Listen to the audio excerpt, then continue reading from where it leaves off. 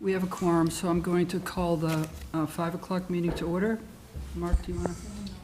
Okay, seeing that we have 4 members, I move to enter executive session pursuant to General Laws, Chapter 30A, Section 21A, 3, to discuss strategy with respect to litigation regarding Estabrook Road, Town of Concord versus Rasmussen et al., and regarding 615 Lowell Road, Town of Concord versus Archstone, and pursuant to General Laws 30A, Section 21(6), to consider the purchase, exchange, lease, or value of real property, the MCI Concord facility. As the chair declares that an open meeting may have detrimental effect on the litigation position of the town, and to return to open session at 6 p.m. Do I have a second? Second. All in favor? Aye. We need a roll call. Ms. Ravelli? Aye, yes. Ms. Hartman? Here. Mr. McKinnon? Here. And myself, I think, I'm going to read here to mean aye in that case. Thank you. So that's unanimous, and we'll close the door.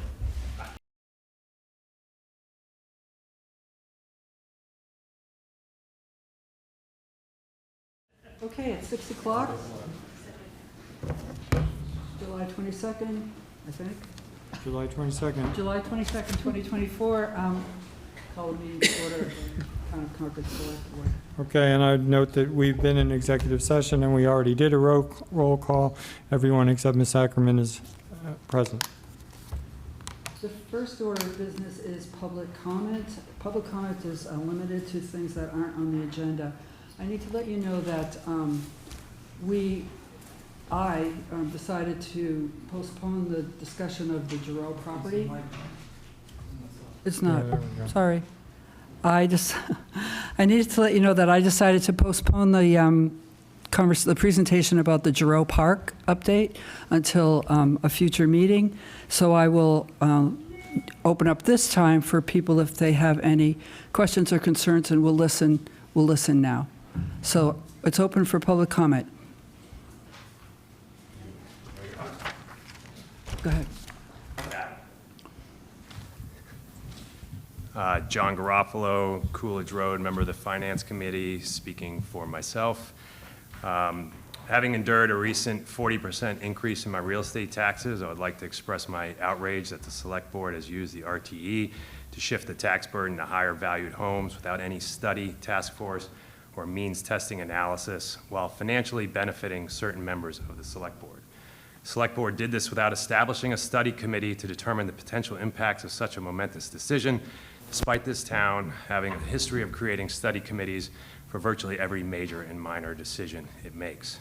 The Select Board made this decision despite being heavily conflicted with at least, I believe, 3 of the current members directly benefiting financially from this decision, which raises moral and ethical issues. And at no point did these members inform the public that the RTE would provide significant savings to themselves.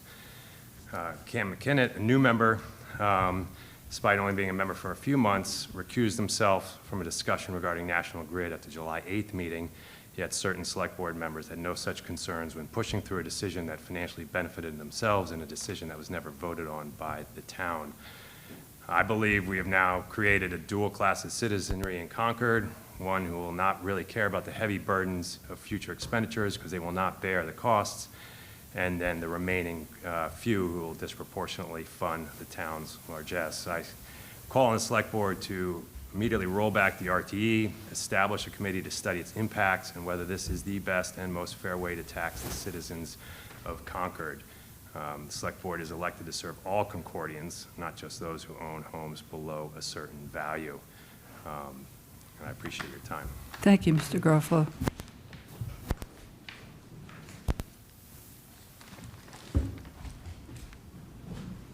Mary Weinberg, Hillside Avenue. I wasn't going to speak about the RTE, but I just want to say that if you look at the law, It was a state law that was created in 1979, and it clearly says that whoever is the head of the town, the selectman or the mayor, are to decide.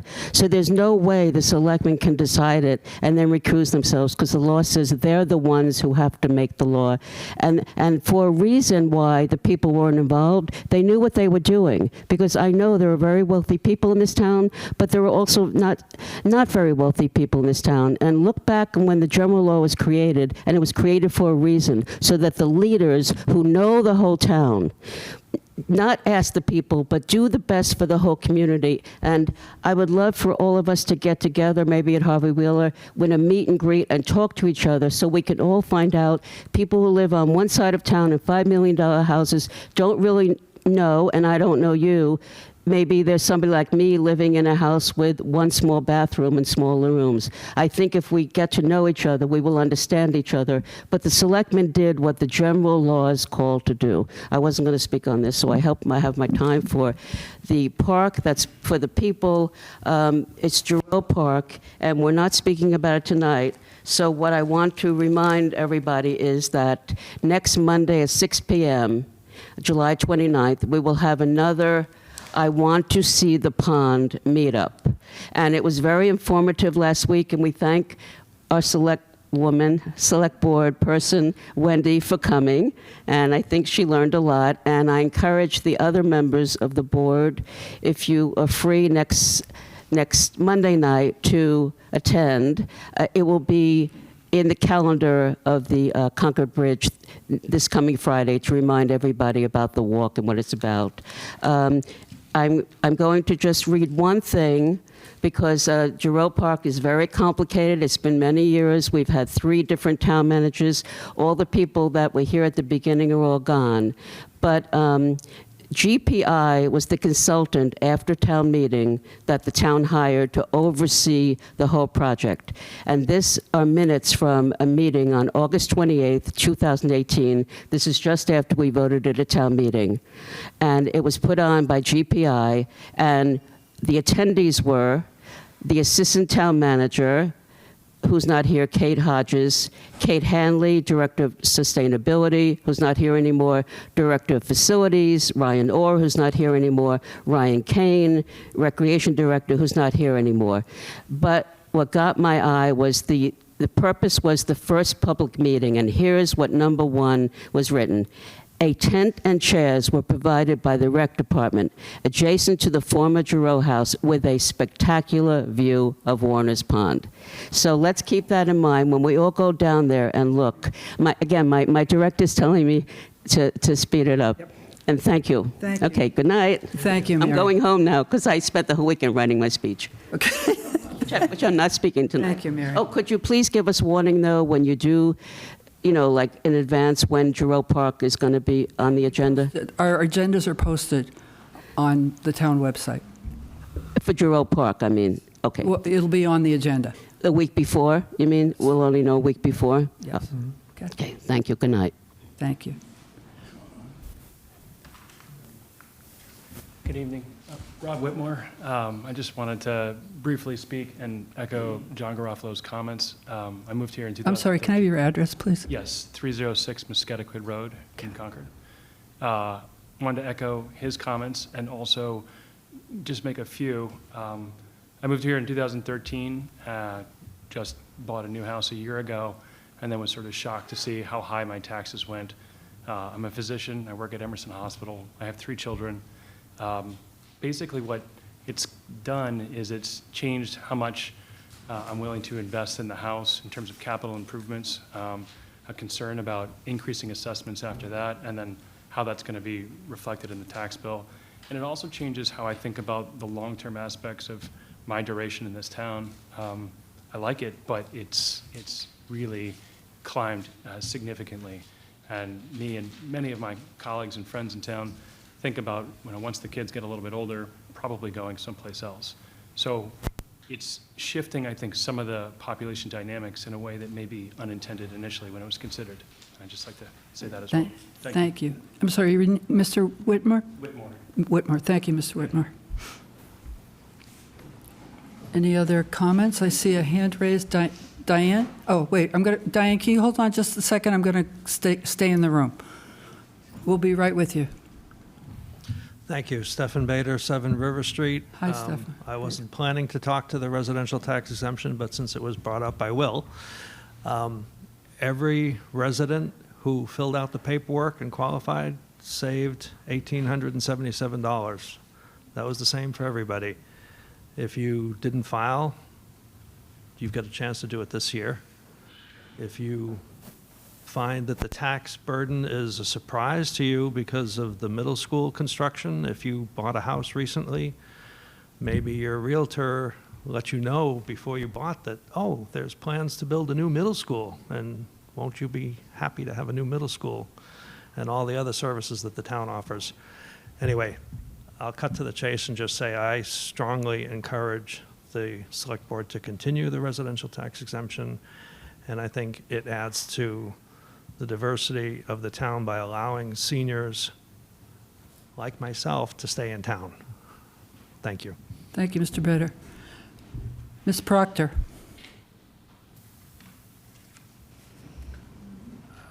We can't hear. You're muted. You're muted, Diane.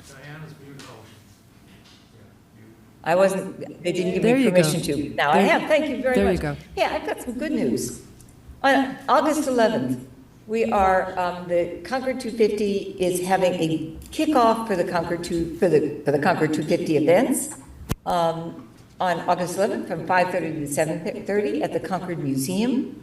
It should be a grand picnic, all sorts of games and parties and drums and fifes, and campers and families all over the town will be making paper lanterns, like the original lantern at the museum, which we own, which is pretty remarkable to have Paul Revere's original lantern.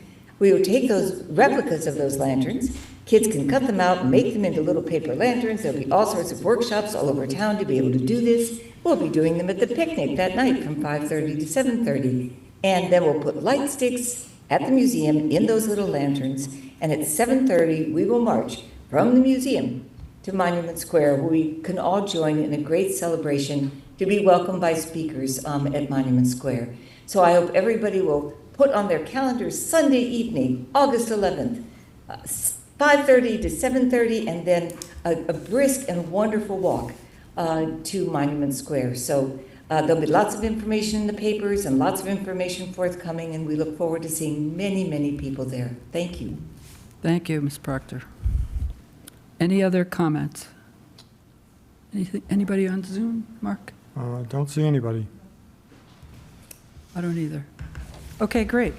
Next item on the agenda is the consent agenda. Do I have any requests to pull things off of the consent agenda? I'd like to pull off the middle school building committee charge draft amendment. Yep, Yep, okay. okay. We'll talk about that separately. Anything else? Right immediately following. Anything else to be pulled off of the consent agenda? No. Anything else, Cameron? Okay. Okay. Do I have a motion to approve the consent agenda having pulled off letter F? Yes, and before I make that motion, I just wanted to acknowledge the gift from the Concord, from the Boston Foundation in the amount of $7,500 for the Thomas G. Curtin and Bobby Cargula, the Knife Fund. I know Bobby, and I apologize for butchering his name. Yes. But it's a generous donation in support of our sister city relationship, and I just wanted to make that acknowledgement. So I move we approve the consent agenda, removing the middle school building committee charge amendment. Second. All in favor? Aye. Aye. Okay. Okay, let's talk about the draft. Yeah, addressing the Amendment. middle school building committee charge amendment. This is a proposal that was generated by me, and it would expand the middle school building committee by one person. And that, the intention there was to do something which has been done before, which is recognize the contribution of a long-serving school committee member and allow that person to return to the committee for the completion of the project. I will recognize that I did not consider this to be particularly controversial, and so proposed it for the consent agenda.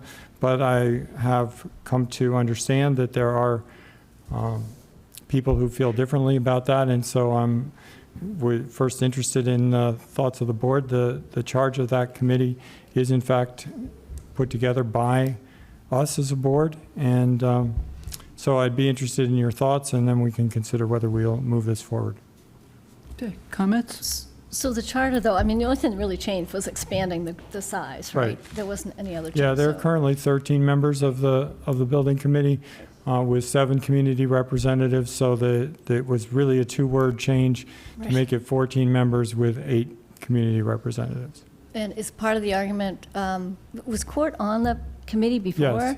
He was, okay, Yeah. so it's a continuity. It's a continuity thing. He brings design experience and obviously has worked with the, and in the school department for a long, long time.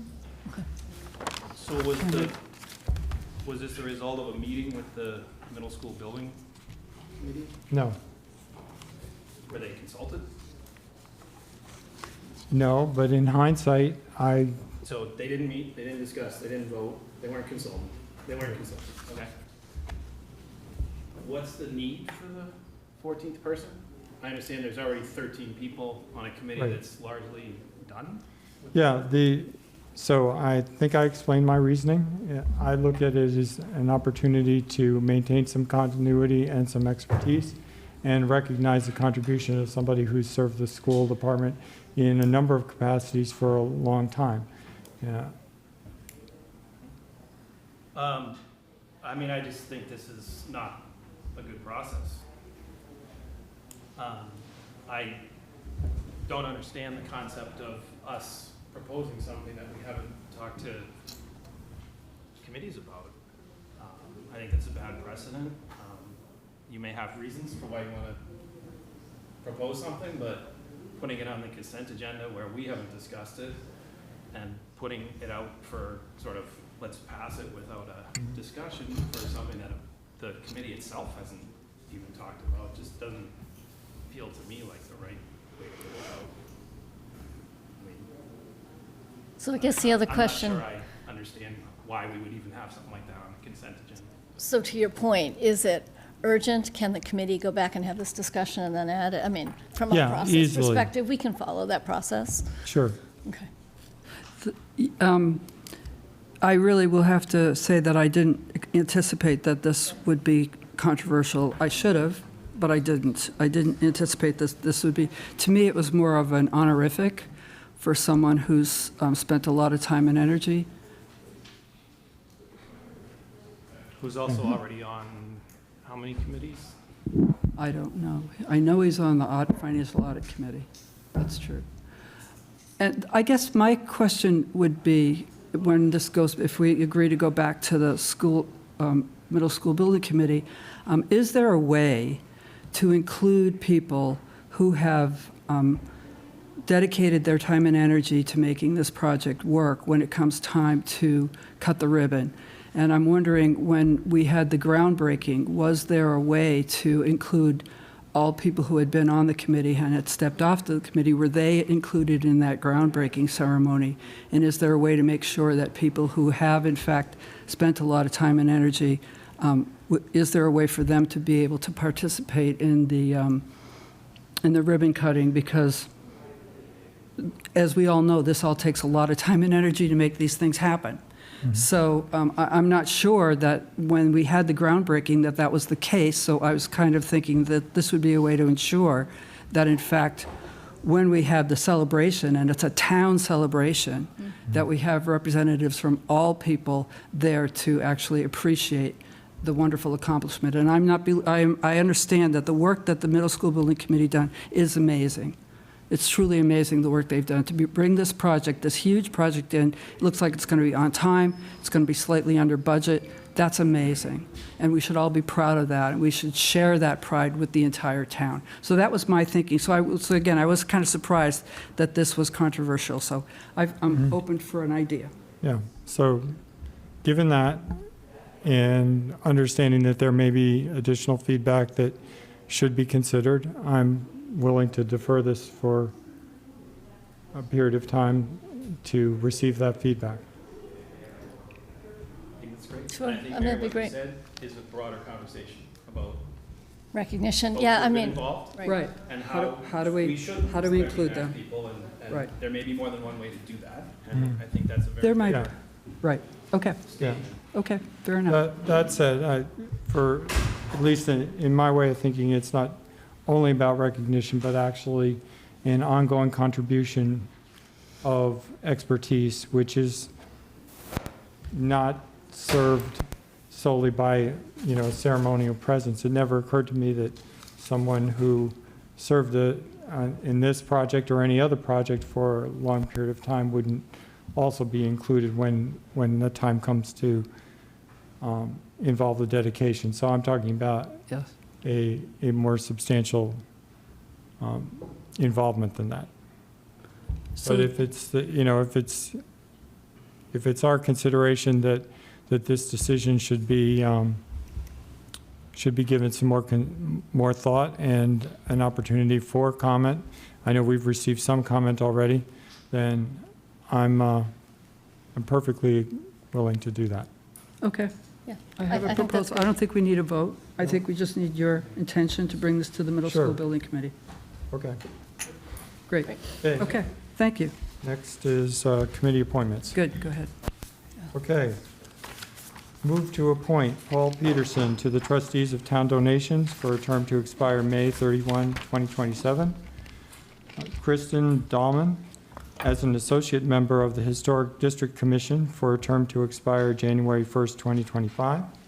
Andrea Fonserrata to the Concord Local Cultural Council for a term to expire May 31st, 2027, with an exception from APP 10, Section 7C. Rebecca Burse of 1295 Main Street, Unit 2, to the Concord Cultural Council for a term to expire May 31st, 2027. Glenn Burlamachi.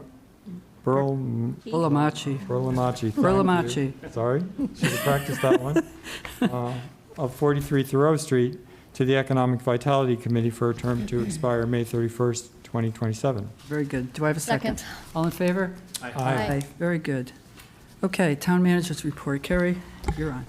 Thank you and good evening. There is a written report in your packet. I just wanted to highlight a couple of items. There is several projects going on, road maintenance. There are a few of them that are highlighted in the packet, including Sudbury Road, Walden Street, Hayes Road, Highland Street, the Fairy Tale Tuttle Trail parking lot, Main Street, Walden Street. We've been trying to issue news and notices to let people know that these projects are ongoing. Most of these are just part of our annual maintenance. I did also want to mention that we are still working on Main and Baker. I know there's a particular interest here. That project probably has a 10 to 12 week construction. It's very involved. As they've gotten into looking at that, they've found some damaged utilities. There's some special castings that need to be ordered. So that is a pretty involved project, but it is underway. Great. From the report, I also wanted to mention, we've been having a lot of very warm weather, and the public should know that any municipal building can be used as a cooling station anytime that we're open, but in particular, the library, the senior center, those are buildings that are open, and people who would like some respite from heat should feel free to be using those buildings. But anybody who has any issues should be calling our public safety dispatch, preferably the administrative number unless it's an emergency, but they can also help as well. A couple of notes from our health department. I wanted to mention that we are starting to hear of mosquito-borne illnesses. We are at low risk for Tripoli and West Nile, but the state through various websites are keeping that information updated. So we are still low risk. And I wanted to mention that the Board of Health is going to be issuing a community health needs assessment survey later this summer, and this is in an effort to gauge community health needs to inform priorities, future priorities. I wanted to mention that we, just like everybody else, or mostly everybody else, experienced some blips with the CrowdStrike issue last week. CrowdStrike, for anybody who doesn't know, is cybersecurity attack detection and response, endpoint security. There was an issue very early on Friday morning, a patch that was issued very early on Friday morning again, and at least from the town's perspective, we were up and running pretty early, so a huge debt of gratitude to our internal IT staff that managed that event very, very, very well. I know the chair mentioned at the beginning of the meeting that we were not going to have a detailed review of Giroux Park, but I did want to mention that there was a presentation that was included in the packet. It's available online. I won't go through that, but I did want to kind of mention. Sorry, is there more information we're waiting for to Yeah. have the discussion? Yep. Is that, okay. So I think the intent is that the presentation be made when the project is completely closed out. So at this point, we titled it Closing Out. We understand that the project is not yet completed, but in addition to the information that's in the packet, I just wanted to run through the outstanding items. So the restrooms, we do have a final certificate of occupancy on the restrooms. We were operating since last month on a temporary certificate of occupancy. Last Thursday, July 18th, we received the final certificate of occupancy. The contractor has been working on resetting the pavers. So the pavers had been reset, but there was no roof on the pavilion. So with the weather that caused an issue with the pavers, they needed to be reset. They are about 1/3 done at this point and expected to be completed by the end of this week, Friday, July 26th. The drip edge around the pavilion has been completed. The bollards in the park, in the parking area, have been installed. That is completed. There is a kiosk and park signage. The permit for that was approved just today, earlier today, and the kiosk and signage will be installed by Friday, July 26th. There is a bike repair station that is expected to be installed this week. And then benches, these are freestanding benches throughout the park, and there are trash receptacles. Those are on order. They were ordered about a month ago, and we expect that we have another 8 to 10 weeks or so before they will be delivered. So they will be installed once they are delivered. So those are the items that I had listed. Oh, I did want to mention, and I know Mrs. Weinberg, I think, has stepped out. She had mentioned at the last meeting and again tonight, and we've received some other feedback about the plantings, the trees. What I will say is that the landscape plan was approved as part of the project. The NRC issued a permit for that work. What has been installed, and that scope of work was bid. What has been installed, we understand to be in keeping with the plan and the permit that was issued. But because of the feedback and questions we've received, we have asked GPI, who is the construction manager for the project, to give us some more detail, to document any variances that may have occurred and why they may have occurred. So there are some instances where there may have been a slight movement because of site conditions. There could have been a rock somewhere that somebody didn't know about. We're not looking to document that, but if there are any significant variances, we'd like to understand so we can take a look at that. So that's where we stand with Giroux Park as of today. Thank you. Great. I do have a couple of other things I wanted to mention. I wanted to mention the big grant that we received from FEMA on the Advanced Life Support Paramedic Level Service. I know that was a while back. I think that definitely deserves repeating. So we announced on July 18th that we received a grant from the Assistance to Firefighters Program through FEMA in the amount of $948,266. The largest award through that program is $1 million. So we were just about at the top of the award.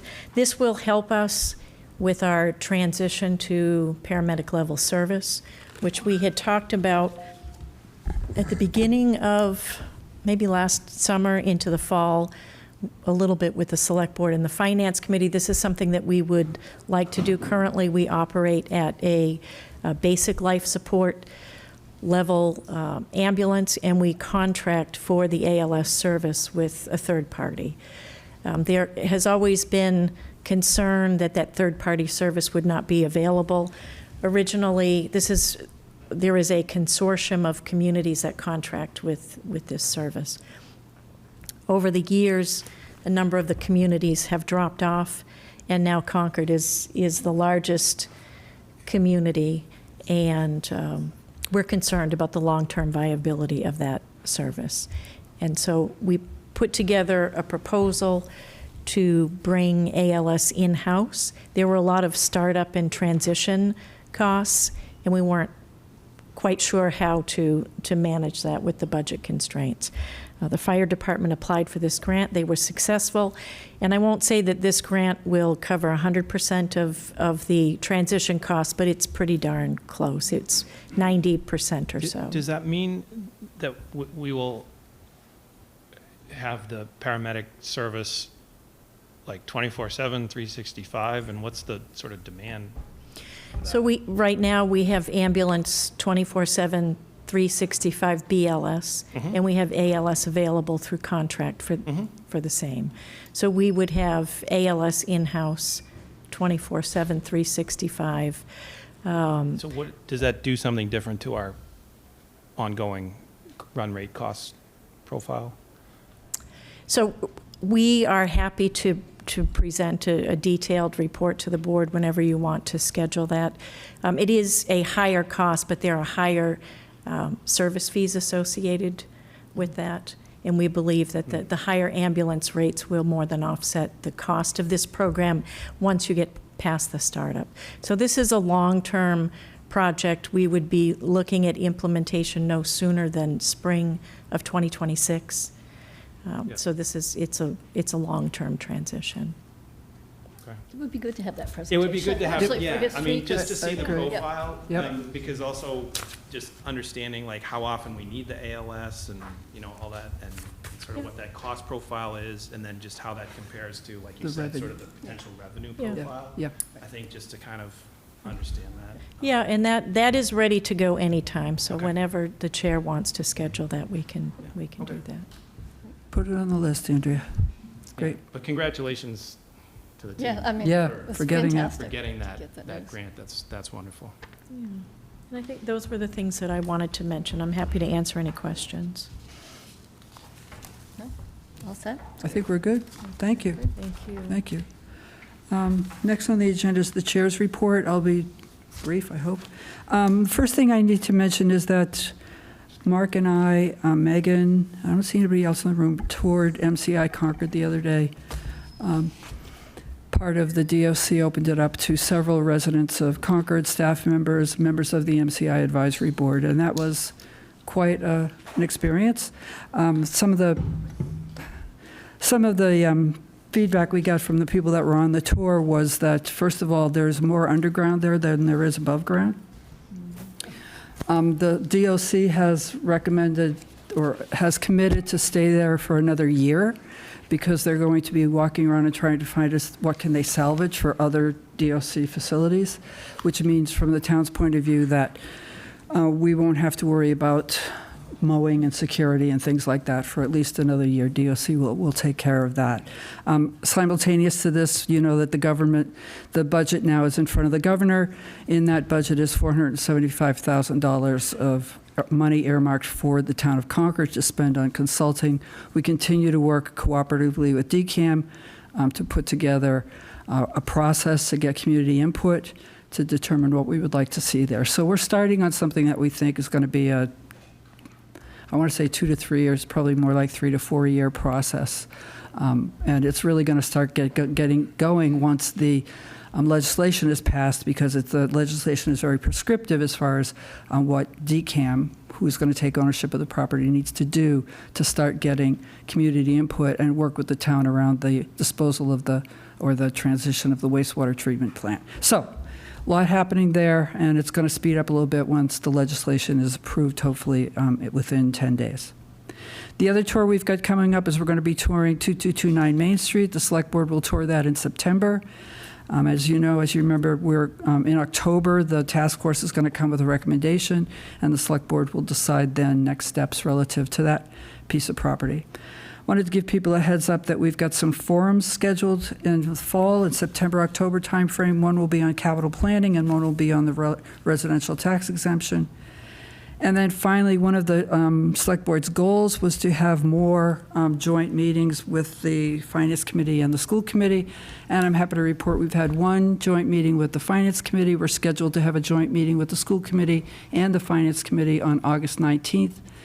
So we're starting to have more conversations, public conversations, to do better budgeting, better capital planning, and get a better understanding of the challenges that we all face. So that's it for that. Let's do liaison reports. You want to go, Wendy? I'll start. Great. Not too many meetings in the last couple of weeks. So from the ZBA, the Zoning Board of Appeals, I just wanted to give a little heads up. There was a denial of an ADU that was based on the interpretation that the basement area should be, thank you, that the basement area should be included in the definition of the gross floor area. So this is on the planning board's list of topics for discussion as a potential zoning change. So that I just mention it because a lot of these are coming up. A broader zoning change? So the planning board every year is going to have town meeting warrants articles, right? And so this is one that they identified as part of their goals for this year to look at and evaluate, because there's been a lot of activity around ADU. So I just mention it, don't be surprised, it's coming. They're also, just the other note is that they're finalizing an agreement for working with Eanes Associates, which is going to help them evaluate some of the business residence bylaw. They're using funds that are left over from last year from a community planning grant fund. We got $25,000 last year. We used 15. There's 10,000 left over that we're going to use. They'll be using for that. So the intention there is dig a little deeper into those bylaws and evaluate what's working and what's not working. And again, there might be more potential town meeting warrant articles around that. And there'll be some community input sessions on that as well. What is that business and, say that again? Today we have combined business residence bylaw. Okay. It's sort of looking into that. And this is coming out of, and Megan, you can help me out here too. I think this is partly a follow-up. I don't know if it's from the MBTA, but there was funds that were made available last year from the EOHLC. These are leftover funds from that. So again, another opportunity to leverage some funds, and there'll be public input on that process as well. So. Okay, great. And that's it, really, for the liaison. And our flag committee is still meeting. More to go. Planning board done anything about what the response they got from the state regarding? Yeah, I'm sorry. I should have. You know what? There was some concerns that were raised, and they're looking into those. There was some that staff are working around some of the GIS interpretation discussions. So there is more follow-up. They're expecting to come back in August with some more feedback around that. Okay. On the MBTA. And Megan, if you want to jump in, I don't think there's more to say there. as it relates to follow-up on the MBTA Nope, memo that we I think got. that's exactly right. I think August 5th, the town planner is putting together a memo to discuss with the planning board. Yep. And we'll have a more thorough update for this board Great. after that meeting. Okay, good, thank you. Good. Mark, you want to go? Sure. So there have been a lot of meetings lately. Most recently, the school building committee, middle school building committee meeting last week took place, and in that session, we approved the bids for the furniture, fixtures, and equipment, as well as the technology bid award packages. Both of those were on budget, although there were cuts made in order to get those down under budget, primarily in music risers and instruments, as well as copier purchases. So there's some things that are hanging out there that you might normally expect to see in a new building that will be taking up later. There's also a pending change order impact for the CML solar project, which is requiring some additional lighting in the parking area and poles for security cameras, because right now the supports for the canopies are not going to be in on time. The overall construction stands 63% complete, and the project continues to be on budget with healthy contingency levels around 70%. So that's all good news from the middle school building committee. Very good. As Mary mentioned, the MCI advisory board toured. I wanted to take a moment to thank the legislative delegation for helping to set that up with, and the Department of Correction for accommodating us on that tour. It was very informative, and recognized that there is significant decommissioning work to do. Jeff Quick, who's leading that work and also is serving ex officio on the Warner's Pond Task Force, really recognized, and I had a chance to talk to him a little on the tour about how significant that work is. And so, we can expect that the Department of Correction is going to be in control of that site for at least a year while they continue to work out what's next there. There's also, I recognize that there's some community interest in other people getting a chance to tour that site, and we'll continue to work on getting that done. We do need to recognize that there's still quite a bit of administrative operations. For example, the big administration building, we didn't get to go see that because that's sort of not cleared. So there's considerably, there would be more interest and more opportunities. This is the beginning of a pretty substantial process, and I think we all understand that.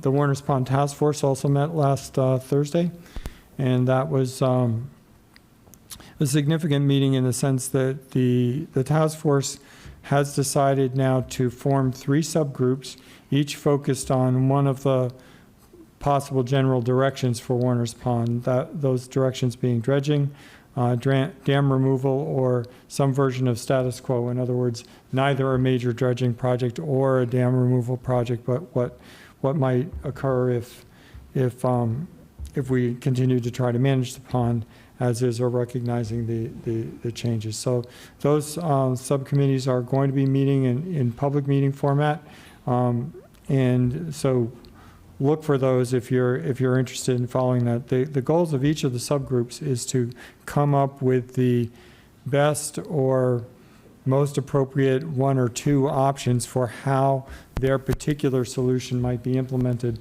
with an eye towards then taking that back to the overall task force for evaluation against some criteria that's already been developed by the task force. So that's the work that's going on. And of course, the goal still is to try to have something by way of recommendation to the NRC this fall. The Personnel Board continues to make progress on their charge, and I'll be wanting to, that charge is really a negotiated document of understanding between ourselves and the Personnel Board, being that it's another chartered group, and so that's something that we'll want to take a look at the draft that they come up with and decide, and I'm anticipating that will be ready for discussion by us within the next month or so. So we'll look for that on the agenda. Is that a new document? Or- It's a significant refresh. The Personnel Board charge hasn't been updated since 1980, Since before the internet. 35. Yeah, since before the email. internet. Okay. Yeah, and there's been a lot of work done there, and so this is, a much more modern version of that. But because that's a committee that's not created by us, it's in the town charter, it's a little bit different in terms of its authority, and so how we look at that. And that's been the subject of some discussion. Lastly, and thanks to you all for being willing to do this, we know that the town meeting study committee is in place, and based on the workload that I have, I've asked for a replacement, and Cameron, thank you very much for accepting that responsibility. And so just announcing that I will not be the liaison to that board going forward, that committee going forward. That's it. Thank you. Cameron? Yes. Okay, just a couple things. So had the opportunity to meet with Alan Bogosian and Melissa Southfield on the Historic Commission. So thank you to Alan and Melissa for taking the time there. Great discussion, really caught, more up to speed on everything going on with the Historic Commission. I do think there's some opportunities to try to connect Historic Commission and Historic District in with some of the things happening in the 250. Just a little bit more formal, so I'm going to take that up with Terry and just, figure out the ways to sort of make sure that we're making the right connections on some of the things that are being developed for those celebrations and how we can get the right kind of input from the folks who know some of the historic stuff. So I think there's some good opportunities there. Yep. As Wendy mentioned, we've had a couple more. The flag policy subcommittee is charging ahead at full speed, so we will be ready for August 5th to the extent that we can. We've asked to be on the agenda, and I think we have outlined sort of what our presentation is going to look like, and we have 2 more meetings set up between now and the 5th of August to sort of get that finalized and be able to bring something that we can have a really sort of rich discussion with on the select board. As Mark mentioned, I'll be taking on the town meeting subcommittee as well. And then the only other thing is just, I just wanted to ask sort of about committees, but also so to the extent that we're getting into end of the year sort of review and stuff, just because I'm representing also Public Works and light plant, and things I want to make sure that we're getting the right kinds of inputs and the right process for Kerry's review or any other reviews that we're doing. So just, want to make sure that I'm getting the right sort of, I want to be doing the right things, getting the right kind of connections at the right time. Good. So August 5th will be us to discuss your draft of a flag policy. We won't vote on it that night, right? We'll discuss it, probably vote on it the subsequent meeting. And on August 5th, we will start talking about the evaluation. Got it. Perfect. Okay, good. That all connects in. Okay. So thank you. Okay. That's it for me. Great. Thanks. Okay, I have a few liaison. I want to go back to MCI. One of the things that is important to remember about MCI is the history of MCI.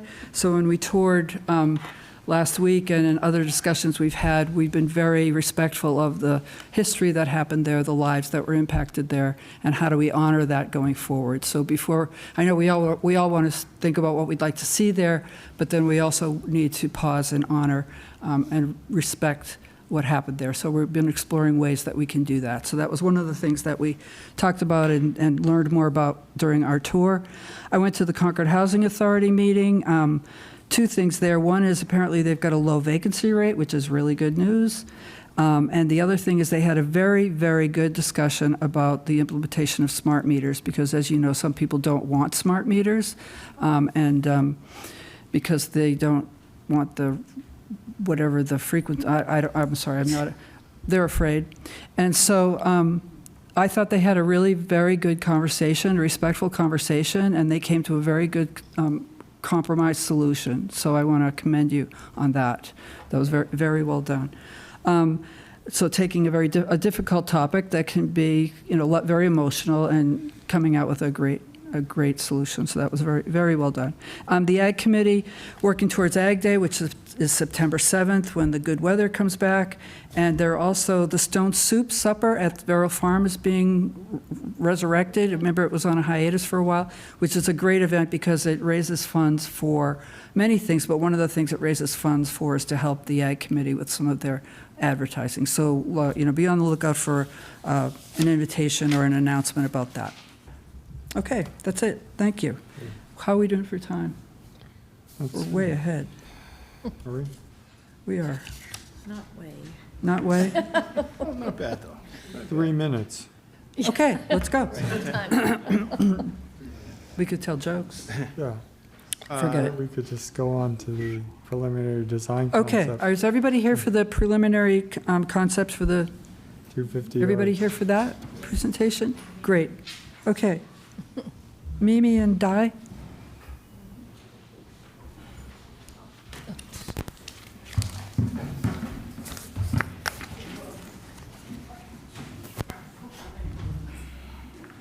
I've got some slides, just basically some images to share. Is that okay if I include them as the A presentation? few slides? Yeah, basically images of like the site as it is, what the design looks like. Yeah. How many? They were in the packet? Yeah, but I've got some bigger ones, and then the Okay. artist has a rough draft that we just got today.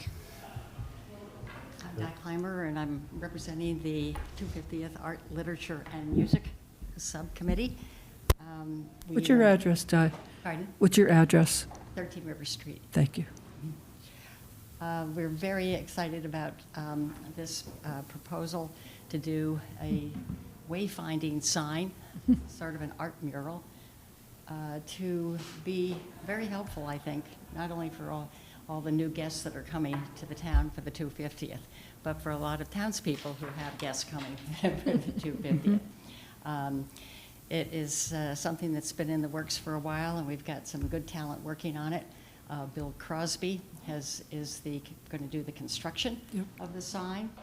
It's designed in a very, very simple fashion so that the view of the map and the sites to be seen are the main focal point. The placement of it, I don't know, maybe we can get into the slides at some point, but is such that from the street and from the sidewalk, it's almost inconsequential. You don't really see it. It doesn't read. It doesn't interrupt the grassy area that's so lovely with this little stone wall and the main view of the visitor center. We chose the location, you'll see in a minute, so that it's next to a path, the path that you take to come down to the visitor center. It will be easily accessible by everybody.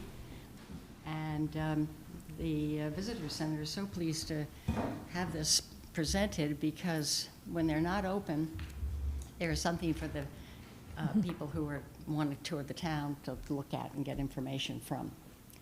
Our artist is Steve Bermundo, and he is working digitally on this, so we're not going to be painting a mural.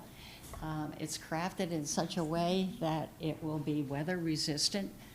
And the surface will be impermeable to any kind of weather and disturbance. It won't have glass in front of it, so you don't have the reflection. There won't be a roof over it. It'll be very, very simple framed piece with the mahogany wood posts. So maybe we can look at the slides and have questions. It's not letting me share. Should be able to. Okay, now I can. Are you all familiar with the packet of the general location of where Yep. this is going to be? Yep. Okay. I am, all right. And just, and when, like, in what time, when would it go in, or Well, come out, or what's? we need to have it approved by HTC in late August or mid-August, and then we can work on it. It's all set to go. It will be all set to go at that point. We do have a little bit of a challenge in terms of the timing. So we're sort of evolving this public art process, which is how this is shepherding through. I did present to the historic districts at their last meeting, but it was sort of an unofficial, it was just sort of like letting them know. And at that time, they wanted a site visit. So today she put the application in. Basically, the HDC doesn't want to do a site visit until they have an official hearing. So with the dates, today was the deadline for their official hearing on August 28th. Then if they want a site visit, the deadline for the next meeting after that is August 12th, so it's 2 weeks before that meeting. So the soonest we could possibly get their approval now is looking at is October 9th, just of how their deadlines are working. So I'm hoping that they might be able to adjust that a little bit. Just, we want to get this in before the ground freezes. Yeah, that's right. Yes. So ideally, you want to get it in before the winter. That's what you're Yeah. trying to do. Yeah. Okay, and it would, I'm sorry, That's okay. stay in for how long? Yeah. Well, that's one correction I want to make. Our committee is in focus for 25, 26, so it would be the end of 26 that it would stay in. The sign is going to be made such that it could last longer. Okay. So if it's a big success, we hope it will. Okay. Gotcha. Thank you. Just to kind of walk through a little bit, you can see that there's the Visitor Center and Bank of America. It's private property primarily, except for this tiny little sliver that goes out to Main Street. Okay, so this is the Bank of America, and over here is the Middlesex Bank. And here are the two tables in front of the visitor center. And this is the path that comes down to the visitor center. Oh, sorry. Yep. Maybe you can point on the screen Yeah. so that, You want to do it that way? Yeah, No, I'm 'cause- following along with you. So the Main Street is up here. No, Main Street's It's down down the here. Oh, bottom. I'm sorry, Main Street's down here. So you're coming up this way to the entrance into the visitor center. Right. This is a bench, there's some greenery on, some bushes on either side, and this is where the sign would be. Okay. And this is a bit of a kind of cartoony mock-up to give a sense of the size of it. On the right is the kind of a rough draft that Steve Raimondo put together to just kind of give a concept of what the content would look like. And this kind of gives you a sense, if you're standing on Main Street, where you can see those bushes there, they're kind of tall grasses. That's where it would be. And if you can see Di's head right here, this gives you a sense of like how much you can actually see of where it's placed. So it's just kind of And the height tipping is up. 7 feet, so I'm almost 6. She is modeling again the height. I know folks were a little worried that it was going to look too big, but when you actually sort of see on how open that space is, you kind of do need a big sign just to kind of put it within scale. And then it's going to back up against that driveway going up. So people, this is really only for vehicles going up this driveway. So folks will always be encountering it as a pedestrian on the other side. Well, I think it's great. Yeah. Is the artist the same artist who did the signal box in West Concord? Good job. Yeah. Good job. It's going to be nice to have some art in Concord Center. It's great. So what do you need from us? Just a Right. basic, Just basically, we're kind of shopping this around to everybody. Yep. We're sort of right now looking for the blessing of the select Yep, board. and then you'll come back? And then we'll come back at the final after you step. get HDC approval? Great. Yep. And you'll I'm have wanting to, numbers? Public Works to sign off.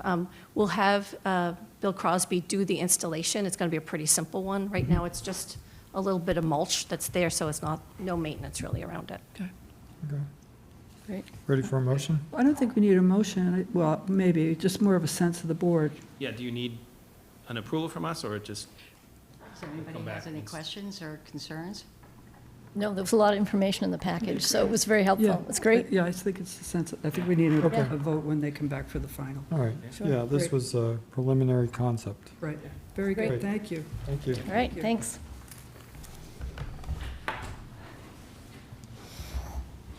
Okay, the 250th gift account. Mr. Clayton, we see you again. You're It's getting to be a nice regular. be back. Yes, Gary Clayton, 31 Black Birch Lane, again. So I'm been invited to, back to this select board meeting to review a draft statement of purpose for a proposed gift account for Concord 250.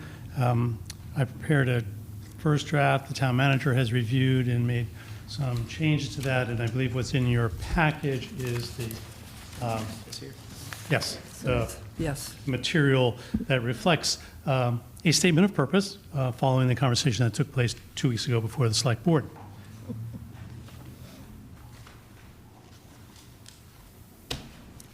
It looks very much in keeping with our discussion. and Exactly. I think I this like is- that it's going to, that any remaining funds go to the Ceremonies and Me Celebrations too. Committee. It's I think great. this is great. It's great. I guess the question I have is, how are we going to direct people to use this account versus the other organization? So, I mean, look, what's drafted, I don't have Yep. any Yeah, issues. yeah. It's more a conversation, a little bit of just Yeah. like, hey, ahead. well, just like, we have this other 501c3. I Right. think what we talked about in the last meeting was, hey, okay, so are we gonna have like dueling charities kind of thing? Like out there, you know, saying, well, you pick me, right? And so is there a way to sort of talk about it that differentiates it or that uses it, you know, for these, so I guess maybe just a little more color behind like why these specific items or how you might think about it relative to what else is already out there? So to the specific items here on the proposed statement of purpose, it reflects the current organizational and budgetary structure for Concord 250. So these major categories of focus and anticipated future expenditures fall or align directly with that work. And so that's the basis for what you see here. To the question of how do we coordinate this, it's going to require ongoing communication between the executive committee and the 250 corporation. I can envision, for instance, that there might be a particular project that the executive committee wants to pursue and would use this vehicle as a way to do so and promote it as such. You know, at the same time, I will tell you, you know, I'm working with the executive committee on presenting to the corporation in August at least 3, many as 5 specific proposals from the executive committee to the corporation for funding support. I mention that because I think we want to see how this works. We've had these discussions. There have been concerns about, well, what does the executive committee envision by way of funding needs? The representative from the corporation in early June indicated, well, there may be a difference, but it wasn't defined or articulated, and that's reflected in your own board minutes at that time. So part of what I want to do is, because I keep coming back to the fact that we are working towards a common goal and a common need. And I also think there are going to be enough interesting, exciting ideas and initiatives that will need all the funding support that we can get. And when I say we, it's the executive committee. Collectively, It's right. the other nonprofits in town who are working on 250 initiatives, and maybe ideas that emerge from the corporation itself. But one way to start this process, in my view, my opinion, is to put proposals before the corporation, which we will do, as I said, in August. Let's see how those go. I think they are interesting and exciting opportunities for us. And that's an example of how the conversation, the dialogue has to unfold and continue. And it may be the basis then to be able to identify where there's a particular area of focus both for the executive committee and there may be a particular area of focus down the road for the corporation as well. So that's admittedly a bit of a general response, but that's where we find ourselves at this point in time. But I'm moving forward with the expectation that, as I said, we will bring compelling proposals to the corporation. And if the select board decides to move forward with establishing a gift account, as the statement of purpose indicates, expands the opportunities for funding support. Aren't there directors, there's an overlap between the directors of the corporation and the executive committee? Yes. Okay. That should help. There are 7 directors for the corporation, and 5 of them are either members of the executive committee or a subcommittee of the executive committee. Any other Okay. questions, Any other- comments? No, for me. Need a motion? Move to approve. Wait, wait, Could you just hold up the yeah. CFO and I are texting back and forth on whether this is adequate, and I was just sending him a text, do you want to speak? Do you want Yes. to? Sit down.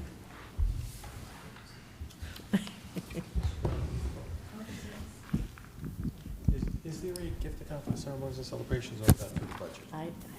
Yeah.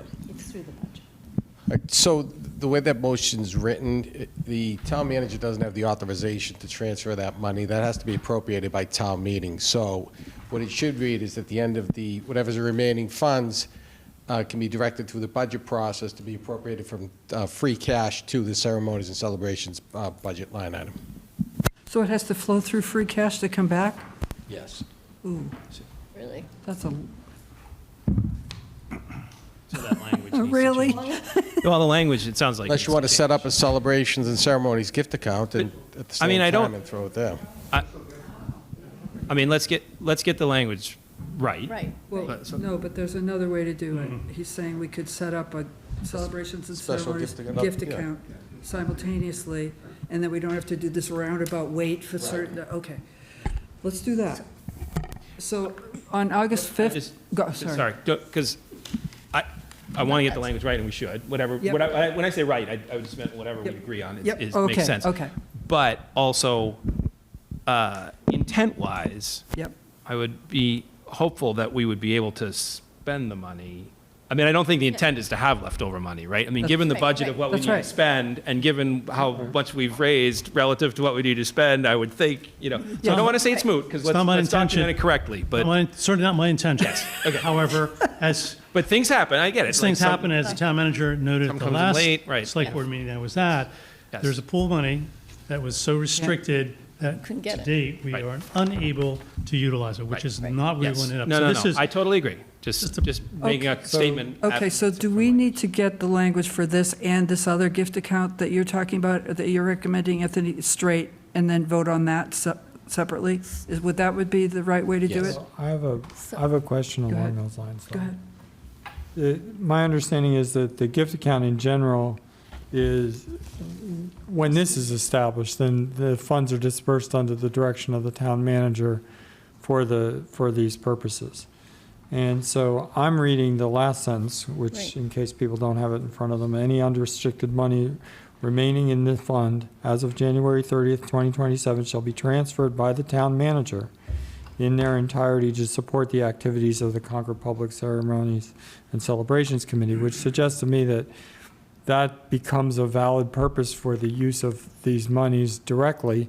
So if the town manager sees there's a balance on January 30th of 2027, and, presumably there's expenses coming up for the April 19th celebration in 2028, or in that year, actually, 2027, they could just go spend it on that and disperse it with it. That would be, That's not what I'm hearing. I'm hearing not? I that, think it's just more a mechanical thing of how you Yeah. transfer it between the yeah. accounts. if we But said that it I'm goes, saying, I don't think it's necessary to transfer it anywhere. I think it's just necessary to spend it on public ceremonies and celebrations. I mean, doesn't this form the restriction of the funds? I mean, I think our Yes, yes. CFO is saying we need to, we need, If people are making donations with the intent for the 250th, Yep. then Yeah. that's the intent of the gift. Yeah. So, yep, I think the Yep. cleanest way would be at the end of that the balance, whatever mechanism we want to do, we could do it to flow to free cash and then reappropriate it out of free cash into like the to avoid ceremonies. Or we could set up another gift account. okay, could we write this to say that it would flow to the Public Ceremonies and Celebrations gift account, and then at a subsequent meeting, set up that gift account, so that it could, what's the mechanism? I think we have a general ceremonies and celebrations gift account. We already do. We do? I'm just then there you go. Yeah. Great, okay. That's Okay, thank you for checking. Yeah, Okay. that makes sense to me, because it seems to me that it's been possible to donate for, So what we want to do here is change it to the gift account, not the committee. No, I think you want to set up this new gift account. Or And do we then, already have one?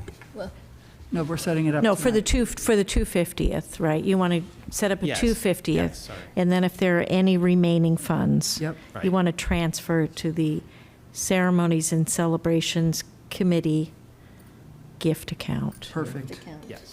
Okay, that's all we yes, needed. yes. okay, so we And just need to add the word. Gift account. Gift account. It's not the Concord Public, it's just the Ceremonies and It's the Celebrations Ceremonies and Committee. Celebrations. Should Okay. draw So the so- Concord Public. Right. Yes, So I just so we're clear, I very purposely used in that last sentence unrestricted monies, because if a donor has made a gift to 250 and it's for program event XYZ, right. then my understanding, expectation would be that those dollars remain restricted even if they haven't necessarily been spent. So it's the unrestricted monies, which is, again, I use that word. And Okay. then can I just, Like, this is a yeah. sort of a what-if question. So what happens if the select board or a future select board between now and 27? And remember, I suggested January 30th, 2027, because the executive committees and the executive committee ends on December 31st, 26. So I assumed that the staff would like at least a month to whatever. Yep. Clean, Yep. make sure everything's in order before we close everything down. But what happens if the town decides it doesn't want a public ceremonies and celebrations committee? I mean, if that doesn't exist? Well, it's going to the gift account. So I mean, It's not a unless- committee, it's. That's true, it's going to the Ceremonies gift and account. Go to the So gift that- account. So okay, unless- that's yes. answer. Right. Okay. Yes. Yeah. Good. Yeah. Yes. Yep. Okay. Okay, so how did, we changed this to take out Concord Public and add the word gift account to the end of the sentence. Is that correct? Correct. Good, do I have a motion? Yeah, I move to approve the statement of purpose for the proposed Concord 250th gift account as amended in this meeting. Any other conversation? We're good? Second. Great, all in favor? Aye. Aye, aye. Very good. Can I, now that we approved it? Yeah. Just one last comment, which is not about the language. So I think we all kind of recognize it may not be ideal that we have these two different things. So I just want to implore everybody, let's work together to make Concord the best it can be, show up with our best selves, work, in partnership and say, hey, how do we do this in a way that's going to, really sort of benefit the celebration and benefit all of us and, share collectively. That's all. Just, in that spirit, let's go forward. Totally agree. And Yeah. that is certainly where the executive Absolutely. committee is coming from. So, Absolutely. but- Great. Awesome. So has an authorization been made then also then to establish the gift committee Yes. at this point? I mean, the Gift gift account. account? Yes, Yes. yes, you're good. You're Yes. good to go. We're done. Go start collecting money. I'm on it. Thank you all very much. Thank you. We'll see you Thank next you. month. I'll see you again. Do you get one meeting off or do you? Continuing to remain exactly on schedule, I might mention. Oh, my gosh, we're good. Damn, we're Okay. good, aren't we? Concord Okay. Municipal Because you Affordable. I'm just saying, we lost 3 minutes over the last 20, but. Okay, Keith, you're up. We're on schedule. Let's keep it that way. Hi, Keith Bergman, 56 White Avenue, Chair of the Concord Municipal Affordable Housing Trust. And I Mr. think we Bergman. have, we're not posted, but we have more than a quorum here. We have a quorum in the room, Mary Hartman, Carrie LaFleur, Mike Lawson, Yep. and myself, and on the call is Linda Escobedo. So that is Great. almost all of us. And we appreciate the time on tonight's agenda to just update you on the activities of the trust. The bylaw that established us in 2021 directs that we prepare a report at the end of every fiscal year and submit it to the select board. So you have the written 52. report and a spreadsheet, which we sent first. Also included a set of slides that I'm not going to show, but are there for informational purposes about what we're about. Some of the slides may look familiar. We update them for every quarterly housing roundtable. And in fact, we're preparing for our next housing roundtable in August, we hope. The date hasn't been established. We want to try to meet to get our 7 groups together, the Select Board, the Trust, the Housing Authority, the CHDC, the Housing Foundation, Planning Board, and the Community Preservation Committee. I want to get together before the deadline for the next funding round for CPC, which is September 13th. It was of great benefit last year for the housing groups to sort of coordinate what requests would be made to CPC, and we want to try to do that again. I wanted to mention just a couple of things. First, our written report is through June 30, and we have a couple of updates of some significance to report even since then, now that we are in fiscal 2025, so that what you'll see is the total revenue figure that is shown of how much has the trust taken in since town meeting started putting money aside for us in 2019. That total is $4.6 million. And the new figure is the $500,000 that we're getting this month from the Community Preservation Committee for the funds, fiscal 25 funds that were approved at town meeting.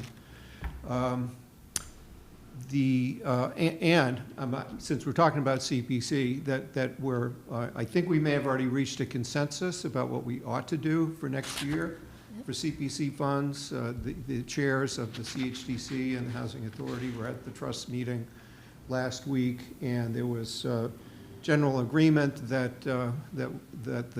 we as a group, we ought to ask for funds for the trust, put funds in the trust fund, so that those monies are available to the other housing groups throughout the year. That's what we ended up doing this year.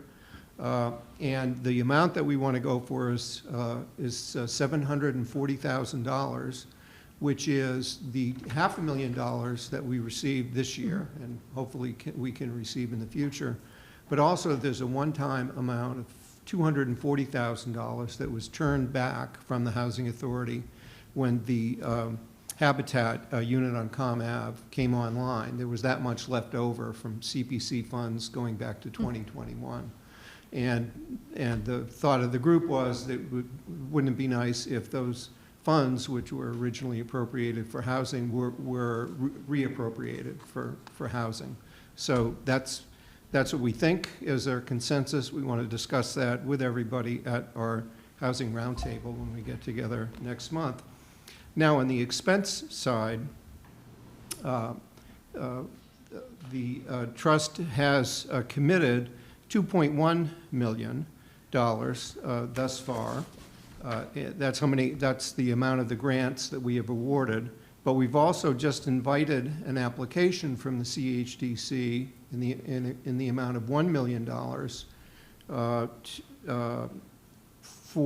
to complete the Assabet River Bluff project. That would mean a couple of things. First, it would bring the total amount that the trust will have expended of its $4.6 million.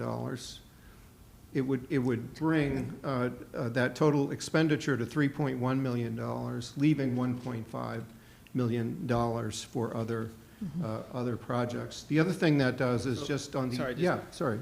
No, it's fine. Yeah. I see committed Assabet River Bluff, 650,000. Are you saying it'd be an additional million? Yeah, I'd look at slide 3 on the slide deck. Okay. It adds an item. I was going to show you the slides and put it up there, Okay. but it shows that first that it would show you a higher revenue figure than the written report by $500,000. And then it would show that if we committed the additional $1 million for Assabet, that would bring our available balance down to 1.5. Yep. And with respect to the Assabet project itself, it would bring the total investment that's been made largely from public funds, trust, the CPA, and also some money from the Concord Housing Foundation. It would bring the total project cost to $2.5 million for the 5 units, because it was $1 million to purchase the property, including a house. There's been $500,000 already appropriated by CPC since then, and this would be a final $1 million to complete the project, and for which CHDC has chosen Habitat for Humanity to undertake those units. Are you confident in that $1 million number? I'm confident that that's what CHDC has asked for, and when we see their application, we will be even more. I would have a higher level of confidence then, but they said that that's what they want, and which was a lower number than I was expecting. So they have been invited to submit an application to the trust, and they'll bring it forward in the next month or so. I would rather know ahead of time what the real cost is than to get going and then find out we need more money later, like what happened with Giroux, for example. Right, yeah, absolutely. It's, there were, and the CHDC can say a lot more good things about the project. Some of the takeaways that I had were that that Habitat usually builds smaller units than the larger ones, pretty good size units that the CHDC, their architect designed for the planned residential development that the planning board recommended and the zoning board approved. And the Habitat's going to go with the larger units, that they're going to now be, they're going to use it as a model. A standard, a second standard that they could go to in building units for others to follow. So hopefully they are invested in success with that. Last August, the Select Board voted to support the trust allocating and reserving trust funds to advance priority projects in the housing production plan as those projects become ready to proceed, and the board voted to encourage the trust to pursue additional funding to implement those projects. So, and one of the slides indicates what all those projects are. They're ones that have been on our radar screen for some time. And one of the things that we'd be looking to do at the Housing Roundtable is we periodically update what that priority list of projects looks like. And it's not something the trust does in a vacuum by itself. It's something we do in coordination with our housing partners to see which projects are they bringing forward, which ones do we want to prioritize. And so that's an important conversation to have. Also on our list of things we want to talk about at the roundtable are the select board's goals for housing, so that we're sure that our efforts are reflective of those. Exploring future funding sources. I've talked about CPA, but probably I chair the MAPC Legislative Committee, where I can say we had a moment of silence for the real estate transfer fee at our recent meeting. Still, we'll see what the conference committee for the Affordable Homes Act has not reported out yet. The Senate version had a study where they were proposing to look at the real estate transfer fee and report back in a year, but I'm not holding my breath on that was pretty full court for the governor to propose it. Yep. And by my count, we had a majority in the Senate, but the Senate leadership didn't support it. So you didn't see the light of day on it. You didn't see a counted vote on that. That's unfortunate. Yeah, very.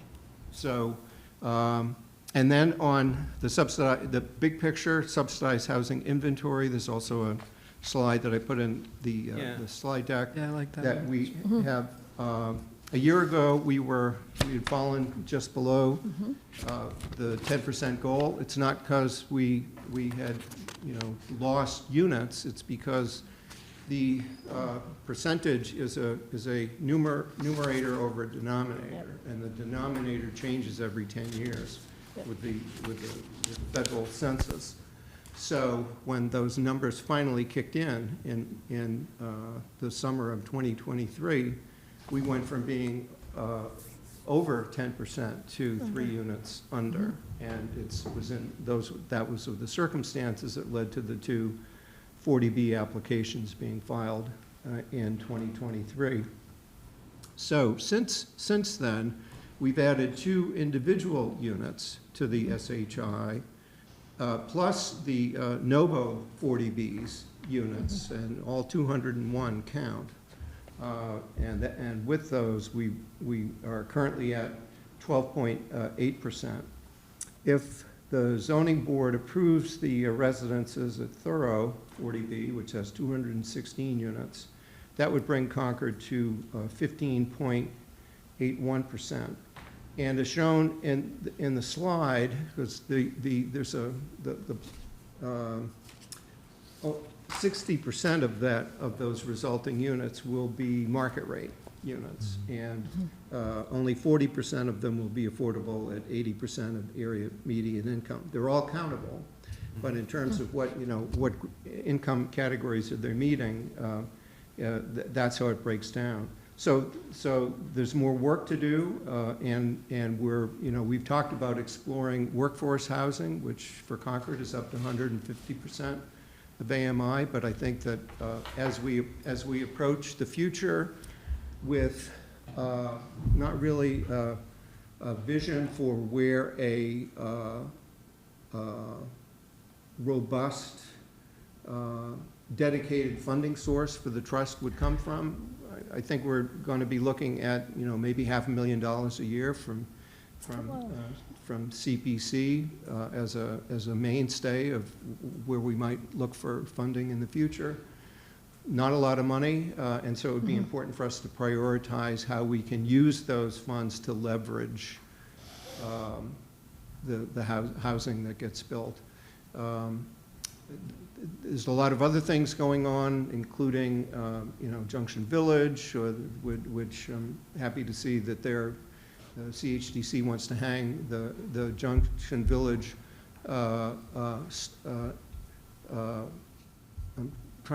don't want to get you want to hang their star to the wagon or wagon to the star. Hitch their star to the wagon. Yeah. Hitch their star to the wagon. I'm having a senior moment. Yeah. It's almost after 8 o'clock. But it's a nice image, yeah.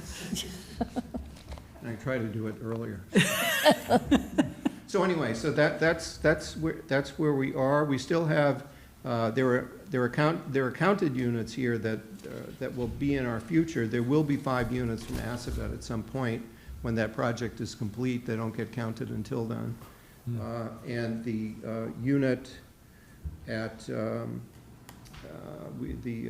Forest Ridge unit that the Housing Authority purchased in January, that deed restriction has been recorded, and it will soon be added to the inventory as well. Thank you. Any questions, comments from? So first of all, thank you. Great job here. I really like your slide here on the bar chart showing the buildup of the affordable units, how it's gone from 10 to 13 to almost 16%. I'm curious to the takeaway on the bottom. Concord's affordable housing needs require going beyond 10%. Is that, because this is the supply, that's inferring sort of the demand. Do we know what the demand is? Well, it's an excellent question. It's if housing in Concord were suddenly affordable for people who work here or want to live here, then when that happens, I would say mission accomplished. And I'd have to say we're not there yet. And the housing that we're able to build through the trust or will be limited.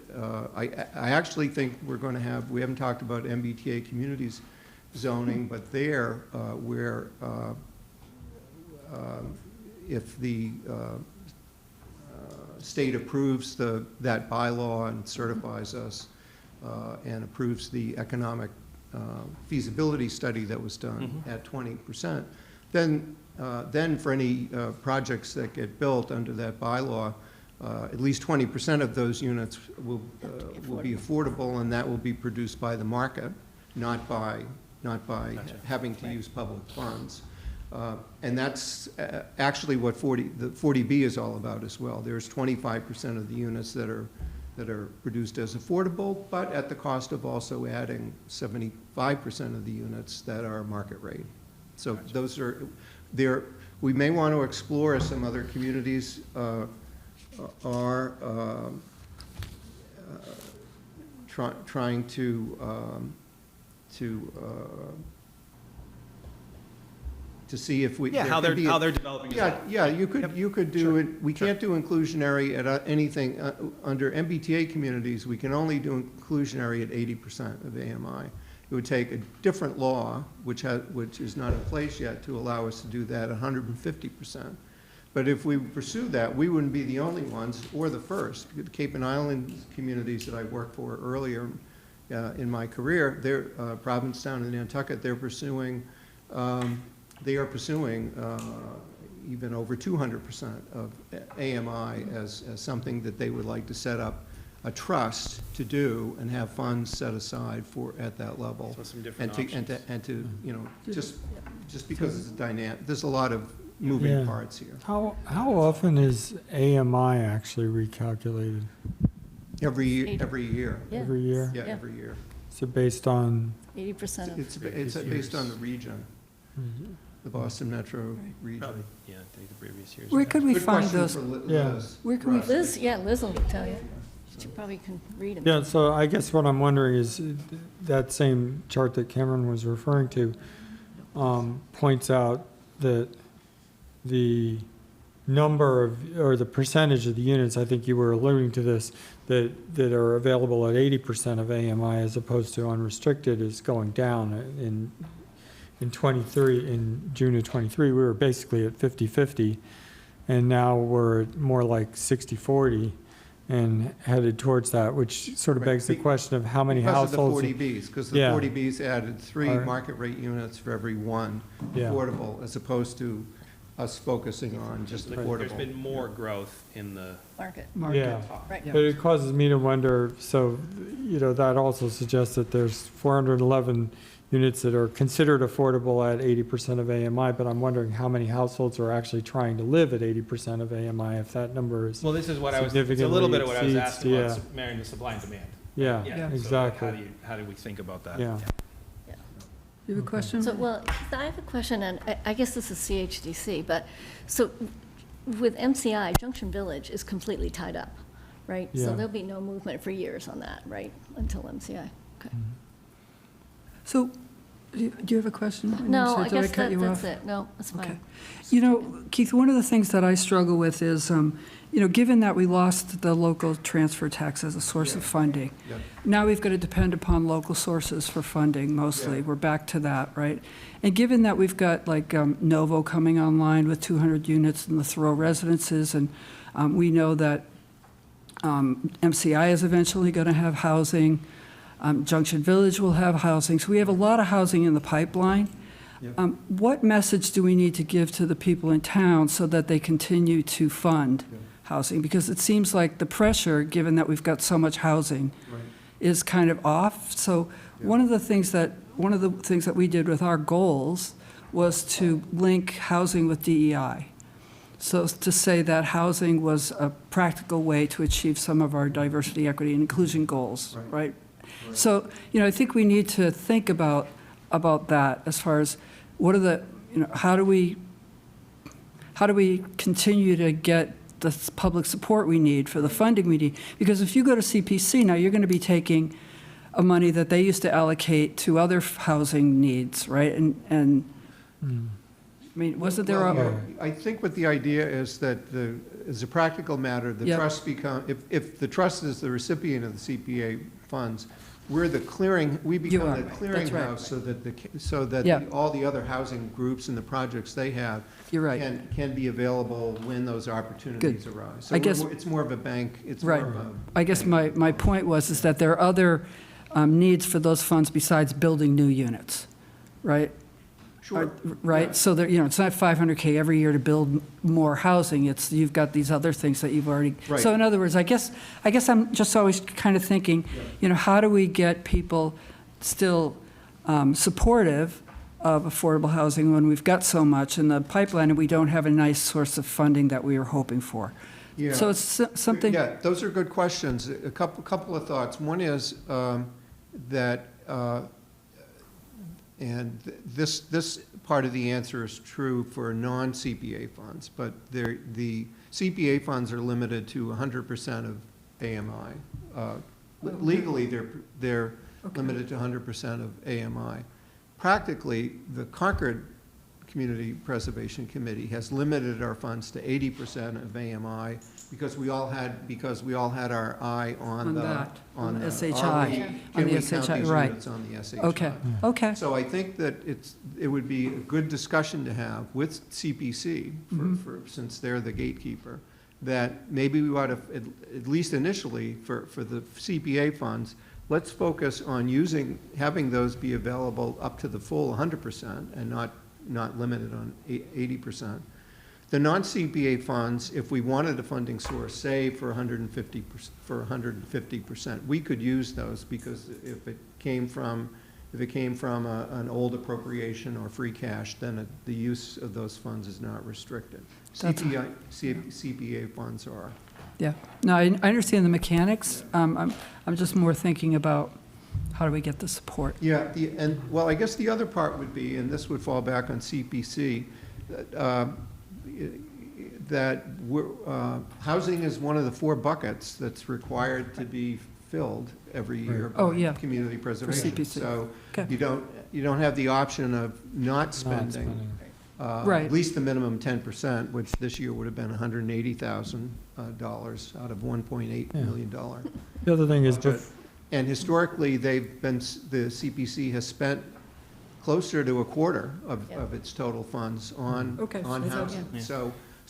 And it doesn't raise, and spending those CPA funds, they all come from the surcharge that goes. The It's property surcharge tax. gets It's collected property anyway. tax, yeah. It's not going to increase anybody's tax bill.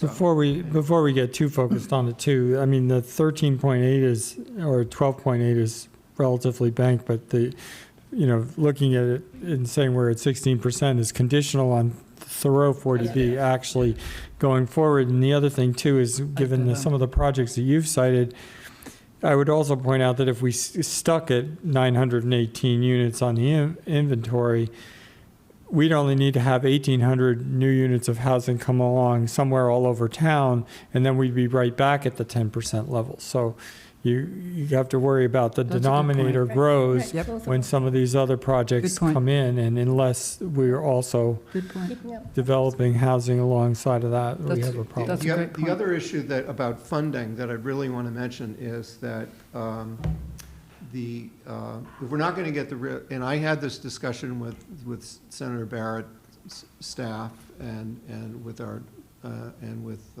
think I talked to Carmen about it. Carmen Gentile, was if we're not going to get the real estate transfer fee from the state, which would have been one way for Concord to hold up its end of any affordable housing that does get produced at MCI Concord or Junction Village, to the extent that there's a portion of that development that's housing and you need a local match. If they're not going to give us the ability to raise the money, they're really going to need to give us the cash. And I don't mean us, the trust, but Concord, I think, is going to want to be getting state grants to help with whatever. It's the states. They keep saying that's their top priority, that and you know, Yeah. sustainability. Well, I think the state would need to come through with some of the money for that, because we don't have a lot. That's a fair point. Yeah. And Okay. what's more, they'd be fossil fuel free, right? That's right, if they're built here. That's Thank you, Keith. Thank you for all the work you do. Thanks very Really, much. thank you. We really depend upon you. Appreciate the and- clarity and of the trust. report and the written detail. Great. Really, Thanks so much. thank you. Thank you, appreciate your Thank you. support. Thanks. Okay, what's next? Solid waste recycling Solid program. waste.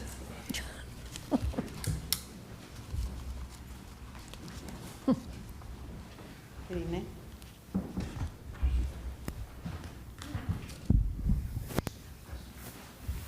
Hi. Hi, good evening. I'm Justine St. John. I'm the program analyst for Concord Highway and Grounds, Concord Public Works. Hi, Justine. Good evening, Aaron McCloskey, Highway and Ground Superintendent. Aaron, pull that a little closer. I'm feeling they're not going to hear you at home. Well, thank you for the opportunity to come before you tonight. We wanted to provide an update on the Town of Concord Solid Waste and Recycling Curbside Program. So some slides were provided, and we'll briefly go through those, and then happy to answer any questions that the board has. So the current program, it's a municipal collection program that the town has provided to the residents and some small businesses for recycling for over 20 years. The current contractor is Waste Management. The town has been engaged with Waste Management over a number of contracts for a number of years to provide that curbside service. Currently, there is a dual stream recycling program. It's a manual program, a manual collection where operators are exiting the vehicles and manually handling the solid waste and the recycling that's disposed. That is a 4-day-a-week service that's provided throughout town to the subscribers. It's an opt-in program, so not all residents or businesses are required to participate, nor do they pay fees. It's a subscriber-based system where we send out notifications and people opt in, and we offer an every 6-month renewal. There's also some other benefits that come with that program to subscribers, such as hazardous waste collection. It's periodically held throughout the year.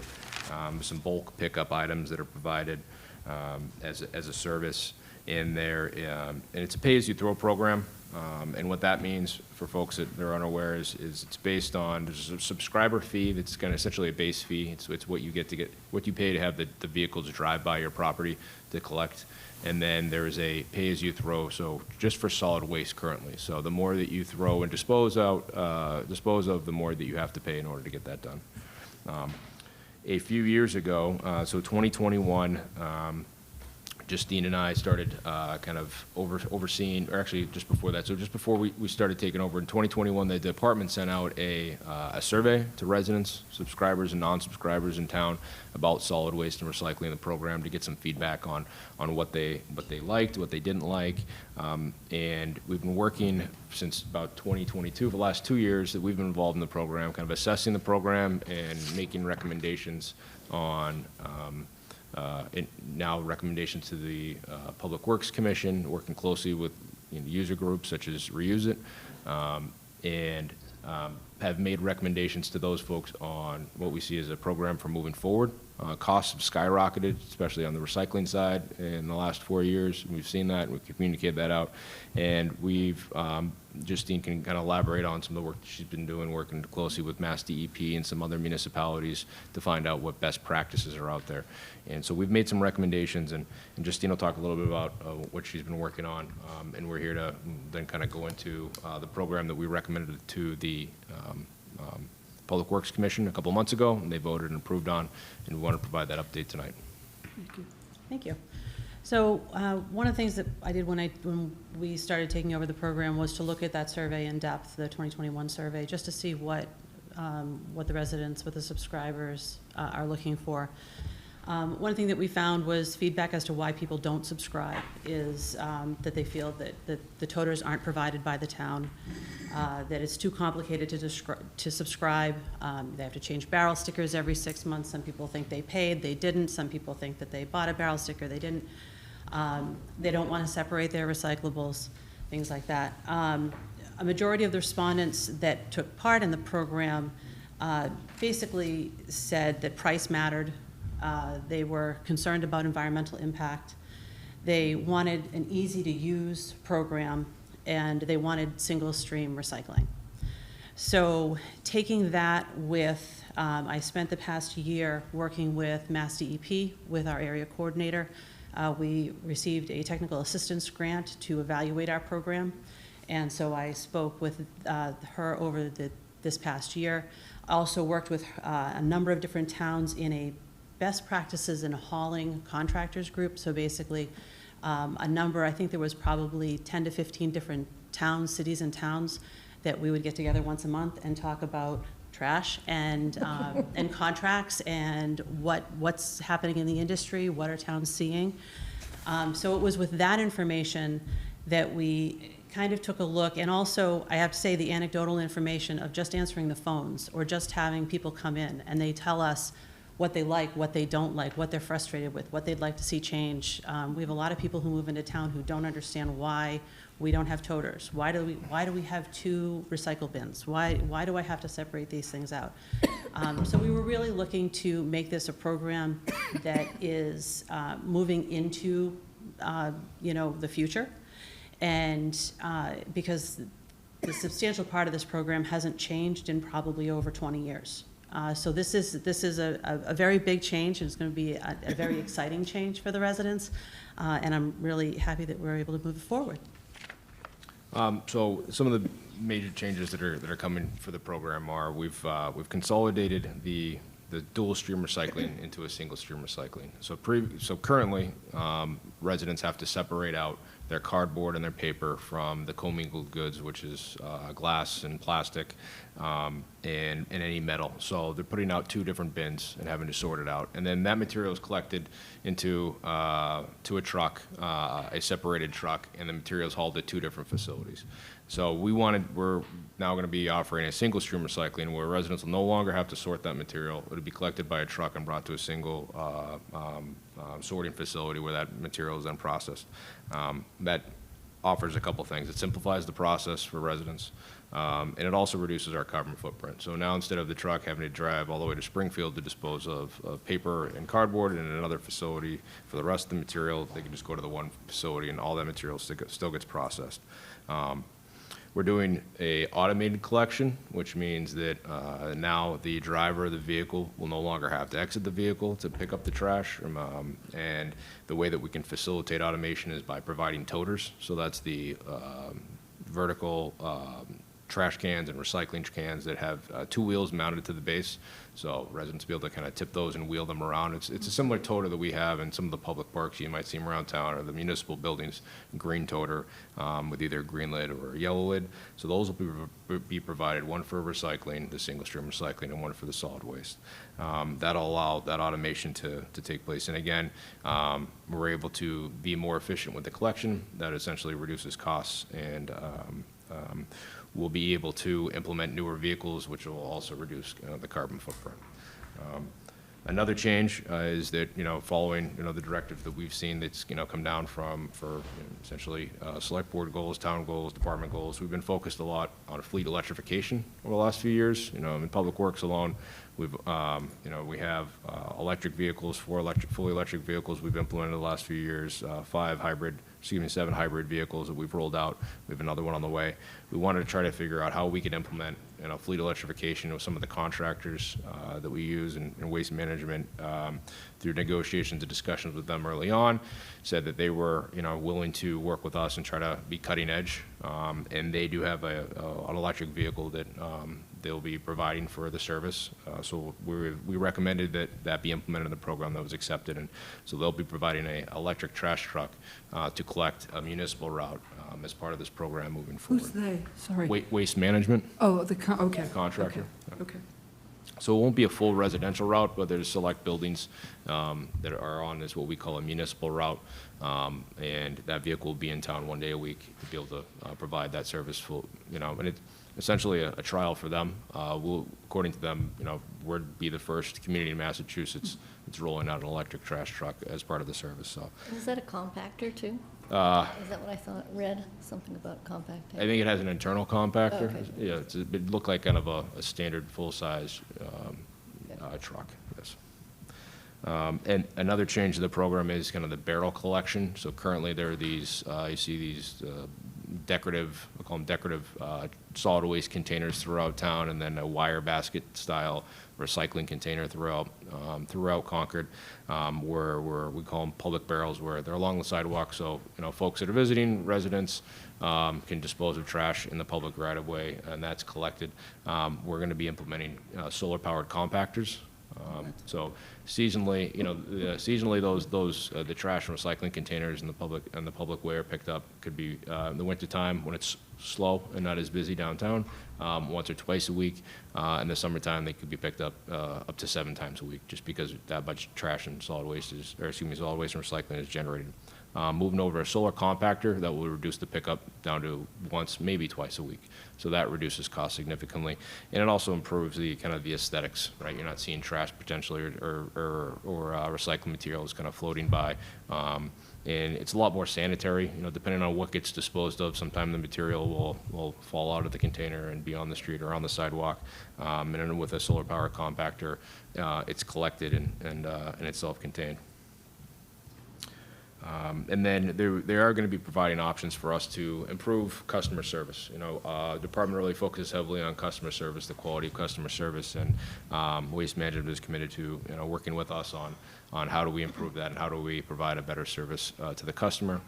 Like Justine mentioned, we want to try to simplify subscription processes as much as possible, be able to answer questions to residents that might have questions about the pickup or a missed pickup or an issue, provide service to repair a cart. If a wheel falls off or a lid is broken, how do they take care of that? And we'll be implementing processes which really simplify that. Right now, currently, residents have to either call or email or submit essentially an online ticket, and there are options out there where we could potentially get to the point where maybe they have an app on the phone or they're able to go on the internet and just, with a couple of clicks, put in a work request to get whatever their need is addressed.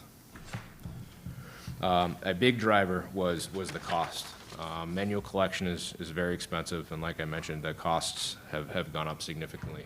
And we had looked at what would the cost be if we continued on with the current service versus modifying the service system we proposed, and really was not cost advantageous to stay with the current model.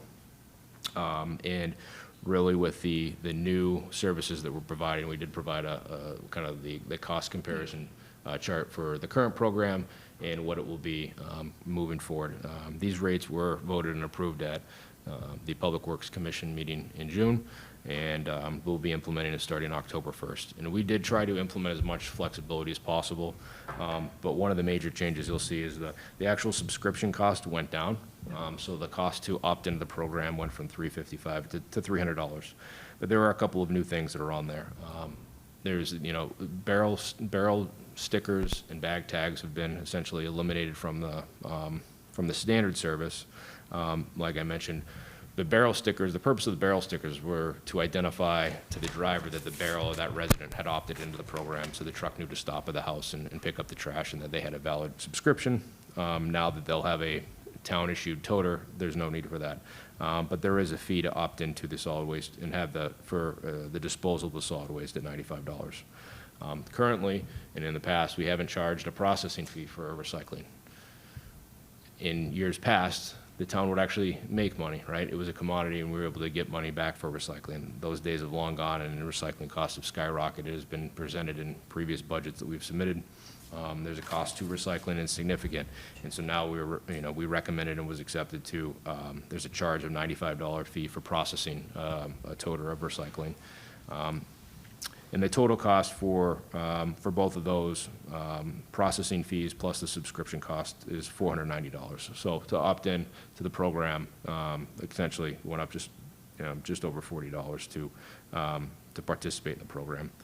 Currently, we do have residents that opt in for a recycle-only option, so we will still provide a recycle-only option.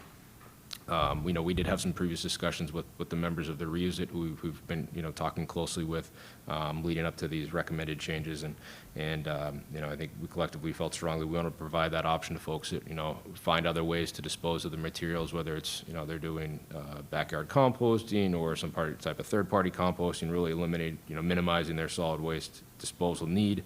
But we don't want to lose them as a customer. We want them to We want to encourage recycling, so we're still providing that option. But that now comes with a base subscription cost and a collection fee.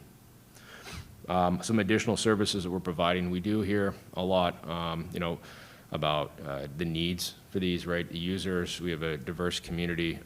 You have single-family households, multifamily households. Some people need an opportunity to, we want to provide some folks opportunity to recycle more if they want to, or they have a need, maybe they have a number of members in the household where they generate just more solid waste.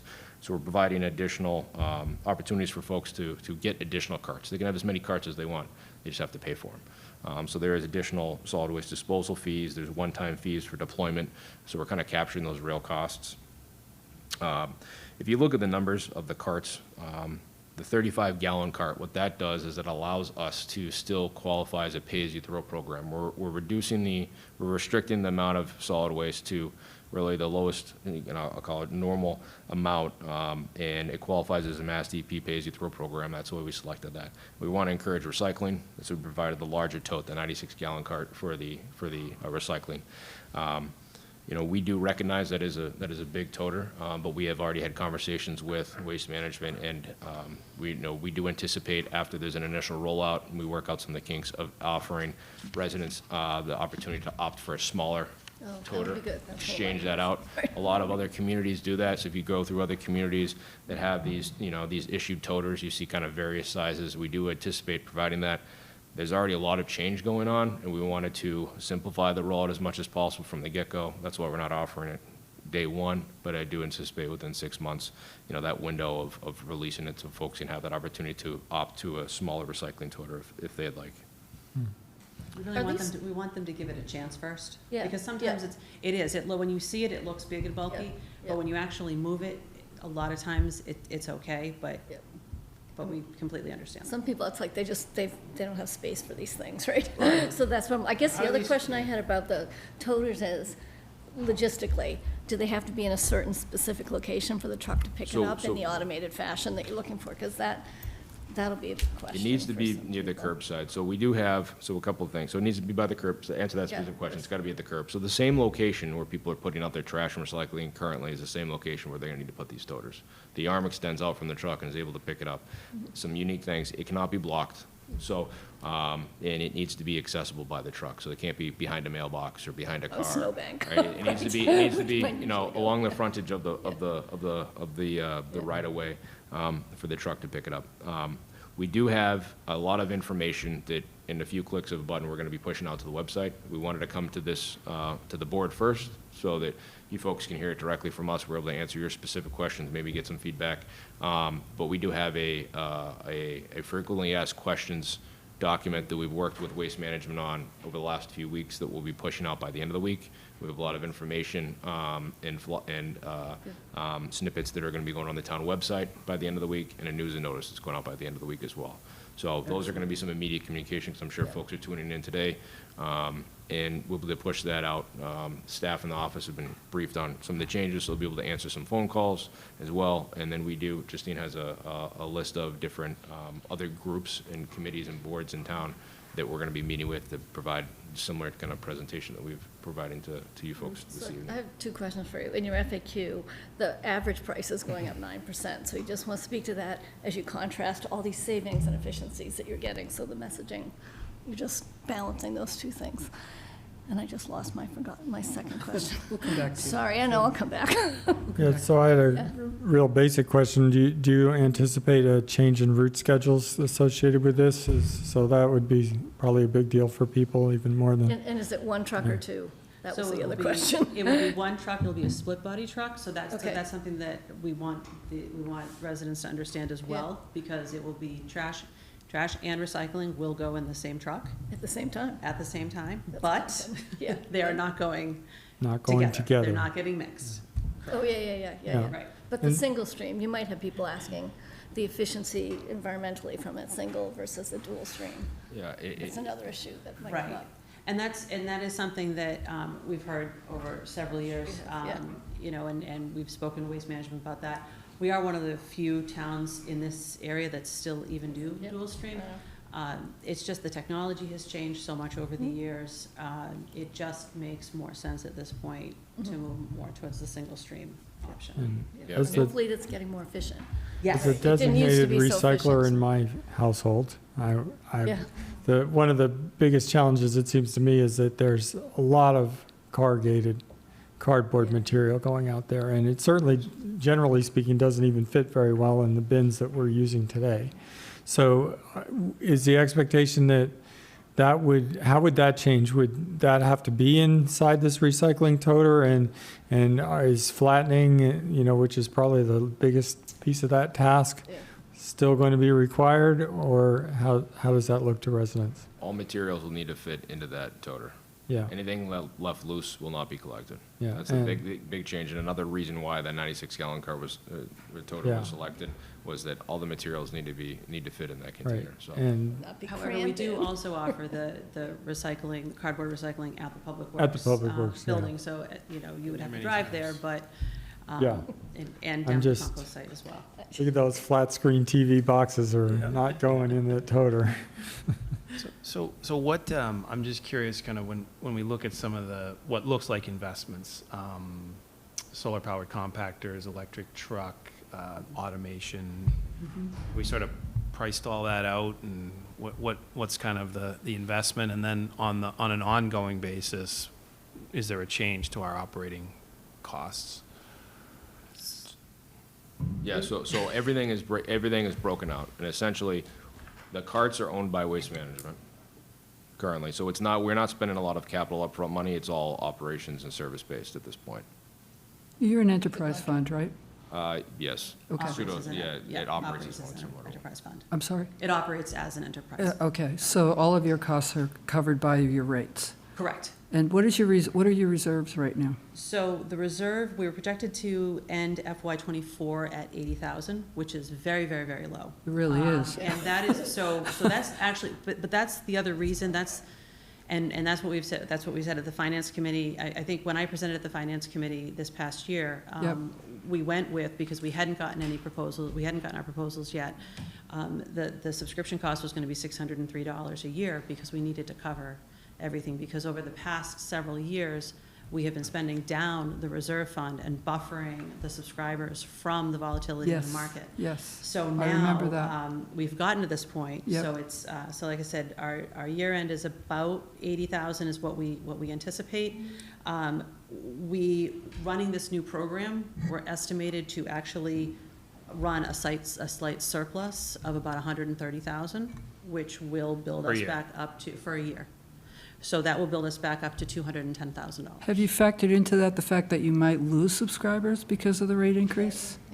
We haven't yet, but actually I'm hoping to gain subscribers, to Really? be honest. Okay. Yeah, Okay. I'm really hoping that there are people who look at the fact that we're changing this. It's easier. We've actually, over the past few months, again, anecdotally, it's not a ton, but I'd probably say about 7 or 8 people have called and said, we were on private, we want to be on town. Well, that's what I was gonna ask, like, how do Help these us. Right. rates compare to, like, I'm sure there's been other places who have had increases, right? Yeah, so this rate is actually, I don't have the slide for that, unfortunately, but this rate is still lower than at least I 2 would other of imagine, our competitors. Very good. Yeah, I think. So I imagine you'll revisit it in a year and Yes. see how you're doing, subscriber-wise, what's your reserves? Okay. We The review, reserves concern me a little bit. we do review that annually. Okay, okay. Well, yeah, of course. Yep, and we've been setting rates since, the couple of years that Justine and I have been involved in the program, we've been setting rates and recommending rates for the Public Works Commission. And we've been, leading up to it, I think we've been, we've publicly said at other meetings with FinCom and Public Works Commission, and said that there's gonna be some potential changes coming down the road at the point when, And Yeah, you said the- it in the public hearings too, actually. And the commission sets the rates. The Correct. commission, The right, we don't commission's- set the rates, the FinCom doesn't set the rates, right, okay. That's And- correct. And they agree to these rates. Public Works Very- Commission, yep. very good. They've received a presentation, we did a public rate hearing, and open to the public, and Great. so on, so. Anything else? No? Thank you. Great. It's exciting. You're Thank you. prepared. Thank you. Good, Yeah. really. Yeah, Thank if you could send us the FAQ or let us know when it's out, that'd be good. Absolutely, yes, yes. so that we can answer questions, because Or if we they'll can, ask us, I'm or if we can sure. recruit any. Right, oh, yeah, there you go. Switch onto the, yeah. Thank you very much. Good. Thank you. Good luck. Thanks, Justine.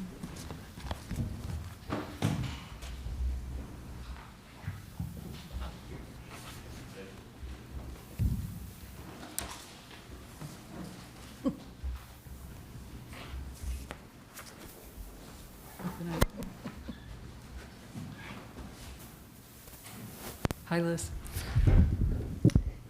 Hi. I'm Liz Rust. I'm the Director of the Regional Housing Services Office. And I'm here with an abbreviated update for the RHSO for our program year, and to ask for your support in voting to sign the one-year amendment to the intermunicipal agreement. And with 2 members of the board, so I'm glad to meet you and to present to you tonight, and feel free to ask any questions. Sure. Awesome. Welcome. So I know it was a short presentation to begin with, and it's even shorter now. Right? Go ahead. I was told to put 5 slides or whatever it is. So I don't know which ones made it in. Let's see. Right? Okay, we'll go for the next Thank you, slide. Liz. Yep, there we go. Okay, the agenda made it in. Okay, there we go. So we'll talk about the leadership, oversight, management, the year in review, and yeah, I think you have the full package in here. Yeah. So go ahead. Oh, yeah. So this is our service model, so this really tells a big picture. There are 10 communities in the RHSO. So that's by, as specified in the intermunicipal agreement. We just added Natick probably a year and a half ago. So this has been since 2011, so we're going on quite some time, 17 years or something like that, 18, depending on how you count. And so Concord plays 2 roles, as a user of the services and as also the lead community. So you have sort of both aspects that you participate with. So in both of those aspects, I report in through Megan's office, and we meet regularly on both of those fronts. Though the office kind of runs itself a little bit, so there's not too much there. But you can see on the right-hand side, as a lead community, what it is that Concord provides. So the staffing and contracting and the administrative support. So all of the contracts, there are 5 people who staff the RHSO, and those contracts are with Concord. So the RFPs are with Concord, and all the revolving fund is with Concord, and all the money flows in through the Concord, accounting systems and so on. So that little chart there Yep. in the middle, Yep. that, if I understand it correctly, is the number of affordable units for each of the towns. That's correct. Oh, that's cool. Like, that's just a nice Yes, comparison. isn't it? To see all the different towns, right? Yes. And Yep. see how we See compare. Weston? exactly. See Weston? And point in time, it goes up and Yeah, down. but that's. Sure, and that's here. actually- So I think that you heard Keith does a good job of projecting and this is like what it is actually at the moment. You track it, Got it. right? Yeah, that's one of the things we do, is No, that's that track. very Liz, helpful. Liz, before we forget, Sure. we had some questions about AMI, and Yeah. where could I easily find a chart that says what's 80%, what's 100% for family size? Where would I find that? Well, it's in a number of places, but we put an easy-to-read one on our website, if that's The helpful. RHSO website? Great, thank you. Yep. And it's under the FAQs. Okay, So if you look under the FAQs on the RHSO website, they'll be right there. thank you. And it's by household size, so. Right. Maybe And you'll- the HUD website doesn't really show you the 100%. So that's it. They show you the 80 and the Okay. 50. And they use language like you don't know which one is. Right, so we'll go to yours. Yeah. And maybe you have a sense of this, but where I was going with that question was, to what extent do we understand how many households, not how much housing, but households in Concord are attempting to afford to live in Concord at something like 80% of, so that we could understand whether our inventory matches the 411 units that we have at, our inventory of 411 units matches the number of households that might be. I feel like I walked into a conversation, I don't know, 411, what's the Well, 411? so we, Right. when Keith was showing us the municipal housing authority, and basically including Novo Riverside, we would be at 411 units, I think, at 80%, and 500 and some odd units at unrestricted in the SHI in the first place. And so what I was wondering was, how many households do we think there may be in Concord who would qualify at 80% if that amount of housing was available, so we could kind of understand The demand. whether there's a gap Demand. between what we have and We were trying to That map- data we're trying to- exists. Yeah, that data definitely Yeah. exists. Do I know that data right Yeah. here? You know what, No, wait. Yeah. Wasn't You know ready what, for though? that. I No, no. could It's look a it up great right question. here. For- But no, it's no, a there housing is that, roundtable there is question that, yes. Yeah, But okay. you also have to consider too that if you're looking at the demand from that dimension, you have to think the supply includes housing that is low, but it's not means tested. So, Right. right? So there's housing in that inventory, in the town that's affordable, but not means tested, so it's not in this SHI inventory, And there's a right? couple of, there's also, people, there's people who don't live in Concord now that are going to be attracted to the Concord affordable that, housing. right. And at least, I'm going to say 30% of your restricted housing, your 80% housing, Yeah. are housed by people with Section 8 vouchers. Yeah. So those are extremely low-income households. So Yeah. those are not 80% households, those are like 30% Yeah. households. Okay, And so that's a high number. It's much higher than you really think, Okay. usually. yeah, thank So, you.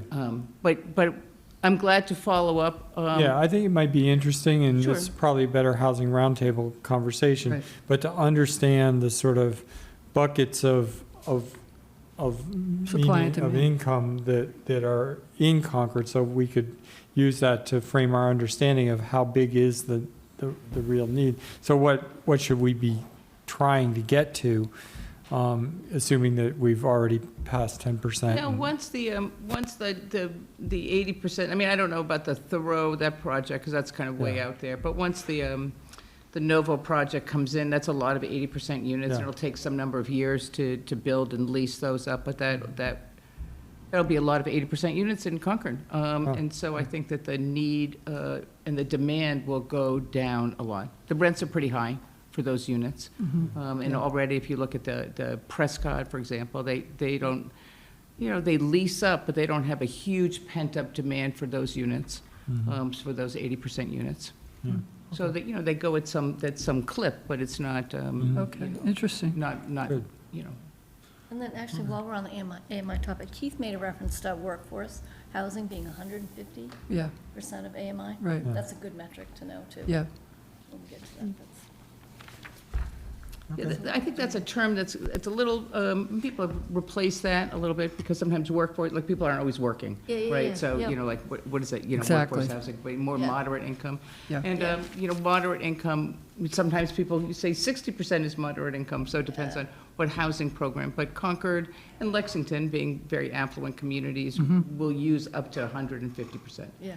But it's generally the 80 to 120 is the traditional moderate income, and so Concord has extended that to the 150. Okay. But it's really the over 80. Yeah. Thank you. Sure. Appreciate that. And if you wanted to follow up, maybe like an email with the specific ones that you're looking at, I'm glad to do a little needs assessment, going forward. Okay, now, used up some of my time here. Okay, so that the member communities get those services on the left. There you go. And so on the leadership there, right? Yep. I don't know, do I even have that slide here? So I'll just talk to what's on the slide right there. So you have the overall management for the RHSO, and the town manager and the administrator, we meet once and annually as a sort of senior management oversight. We have an advisory committee that meets quarterly, and of course, we have the intermunicipal agreement that's a 3-year term with an annual amendment. The annual budget process, we're starting that, actually now I've already done a draft of the FY 26. It used to be Concord was the very first one because of the earliest CPC, but Sudbury's taken that over. Their CPC is September 6th, their CPC articles are due. So we'll have discussions about, the RHSO budget for the coming year, which is usually a function of really the number of hours. It's an hours-driven kind of budget, The dollars per hour varies somewhat. And usually, it's pretty static from year to year, depending on maybe there's some new projects that are coming or some changes from the year before. Next year, I think we will see some increase in the hourly rate and some increase in hours, but we'll be talking about that in the advisory committee meeting. And invoices are sent in July. It's a pay in advance kind of model, and if you don't use up all your hours, you get a refund for them, so it doesn't sit on the table. We do status reporting. We move from quarterly to semi-annual. We do monthly tracking of hours. It usually comes out pretty even. There's only one community this year that we're making an adjustment for. Monthly status meetings, and we meet with Megan and Elizabeth Hughes. We meet monthly, go through all of our items, and attending boards and committees as needed. We also staff the Concord Housing Development Corporation and do their agendas and minutes. We do that for just a few communities. So we do that for Concord, Weston, Acton, Sudbury. Okay. Yeah. Okay. And is that all I had? So Liz, I had a question for you. Sure. Oh, no, keep going. If here it's we go. your, Okay. I thought you were done for a second. Yeah, I did too. All right. No.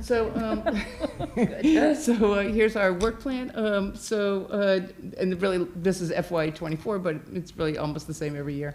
So we do monitoring, ownership monitoring. So currently, we're monitoring 430 ownership units.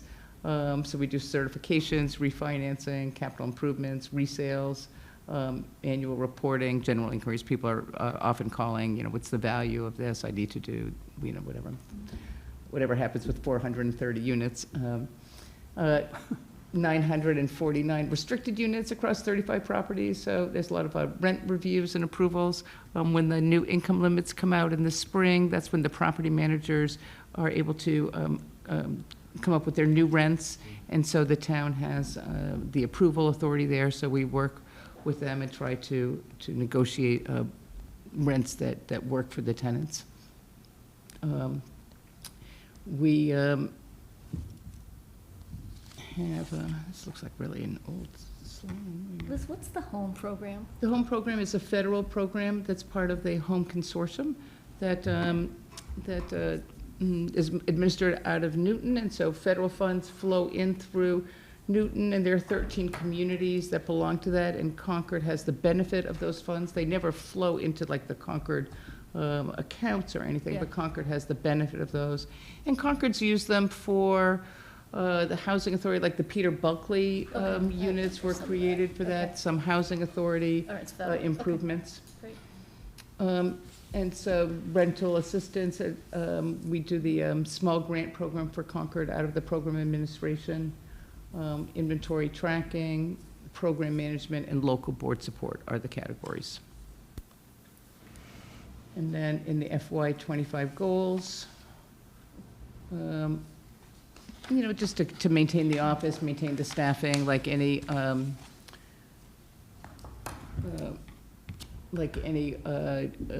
office, we have turnover in staff, and we try to manage that to the best of our abilities and to continue to provide the services that we need to provide. And then I think the last page is probably the budget. Let's look at the budget. So Liz, I'm looking at the budget here for FY '25, right? Yep. And your total revenue is $384,000, right? And out of that, let me see, $67,000 is Concord. Right. And I guess I'm wondering, it looks like Concord is one of the highest percent. 17%. 17, and yet we're one of the lowest. I mean, why is ours the highest if we don't have as many affordable units as these other Sudbury, towns? right? Like Sudbury and Weston. Lexington. So Lexington, for example, has a lot more affordable units if you go back to that other slide, and yet, Lexington has 1,354 SHI. So part of that is when we look at the, that pie chart of the services, that local support. Yep. So I go to more meetings in Concord, so I go, like the trust and the CHDC and some of that local board support, and I don't do as much of that work in Lexington. So So part of it is driven by the number of units, and that's the monitoring work. Right. The units that are like, existing. And the Lexington units are, more rental. So Concord has more ownership units, and ownership units take more effort. Okay. So the resales, for example, a resale unit right. versus one rental unit, like those aren't going to be created equal in terms of hours at all.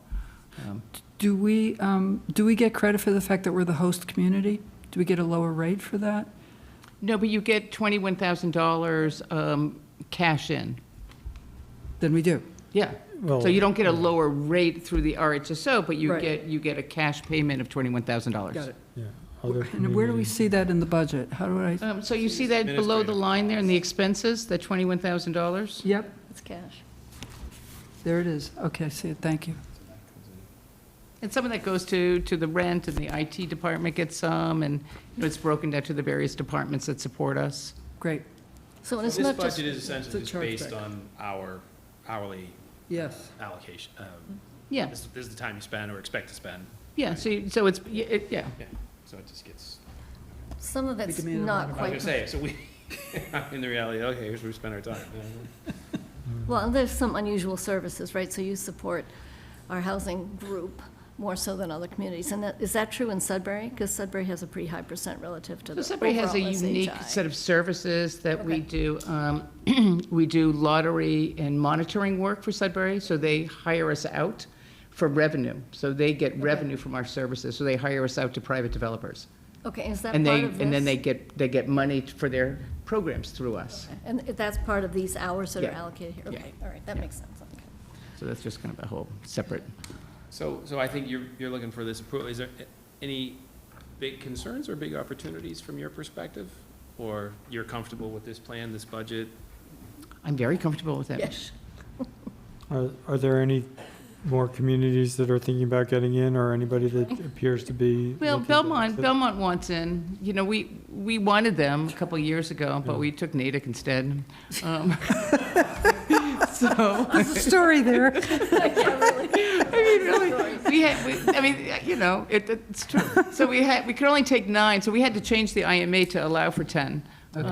People don't, no one really cares how many we have as long as their level of service Right. doesn't change. Yeah, okay. So it's really our ability to assimilate them and to do it. So at that time, we were all fully engaged in terms of the staff because we couldn't get more people and everyone was working as many hours as they could work. So that was it. We were at the max. So now we have kind of some new staff and maybe in a couple of years, Natick's a big community, so we're still working with them. Yeah, good. Great. What do you need from us? A motion to approve. Actually, can I just say one thing? So Liz, I've been watching your work for years, and you do a phenomenal job. You've served the community really well. I guess the only question I have, there's only 5 FTEs, right? Are you? Not even, no, they're not I 5 guess so. FTEs at all, So right? So my we're all question- part-time. So I'm Yeah, part-time, so everyone's are- part-time. Everyone's part-time. Yeah. So, Really? Oh, yeah, I think we're like 2.5 FTEs, Oh, not right. even We're 3. 4,800 hours, right? So, I mean, that's. yeah, that's 2.5 people. FTEs, yeah. Yeah. It is. I was Yeah, just yeah, thinking that yeah, I yeah, had- we're not 3 FTEs at all. Yeah. I was gonna There's say- not enough work, really, like, we'll see next year, because next year there's gonna be a big bump, really. Yeah, I guess Laying that's it where I was in going now, was. laying that groundwork So in the now. coaching But, and- no, there's not enough work from the communities, and people, Really? now, this staff would like more hours. The last staff didn't want more hours, so. But anyway, sorry, I didn't mean to. Well, no, I guess I was just getting to point It's out, getting you, late. you bring a lot of expertise to the community, Thank you. right? And to the degree that you have staff, I guess it's only 2 other people. I hope that other people you're coaching them at the same leadership level and providing, there'll be some backup to you, put it that way, in the future. Good point. So, because you've been doing it for a Working on long that, time, I working know on that. that. It's Okay, hard, good. it's hard. I know it is. Because it's a very lean operation. It's Yeah. not like a regular department, right? Like, we're not really a department. We don't have like any HR, we don't have any of this. We're not even staff, we're all contractors. So we don't have any benefits, we're just contractors. So we don't have that support, right? So we don't have, Good to know. we don't have shadowing, we don't really have like that, but, I've been doing this a long time. I know you It's have. I time guess to build part of that this- in. Okay, right? that's where I'm going, and, for all Exactly. of us. Megan and I, that's our goal for this Yeah, year, right? okay. Good. So, yes. Good. Great Answer job. the question. Thank you. Thank you, Yeah, Liz. it is great. Really, Thank you. really. Do we need a motion We to do. approve Oh, yes. the We do. fiscal year 2025 intermunicipal agreement for We- the Regional Housing Services Office and to authorize the town manager to execute the agreement? Second, oh, All in favor? aye. Aye. Thank you. Thank Great, you, Thank you. Liz. Hey, Liz. So, motion to adjourn? So moved. Adjourn. Oh, so moved.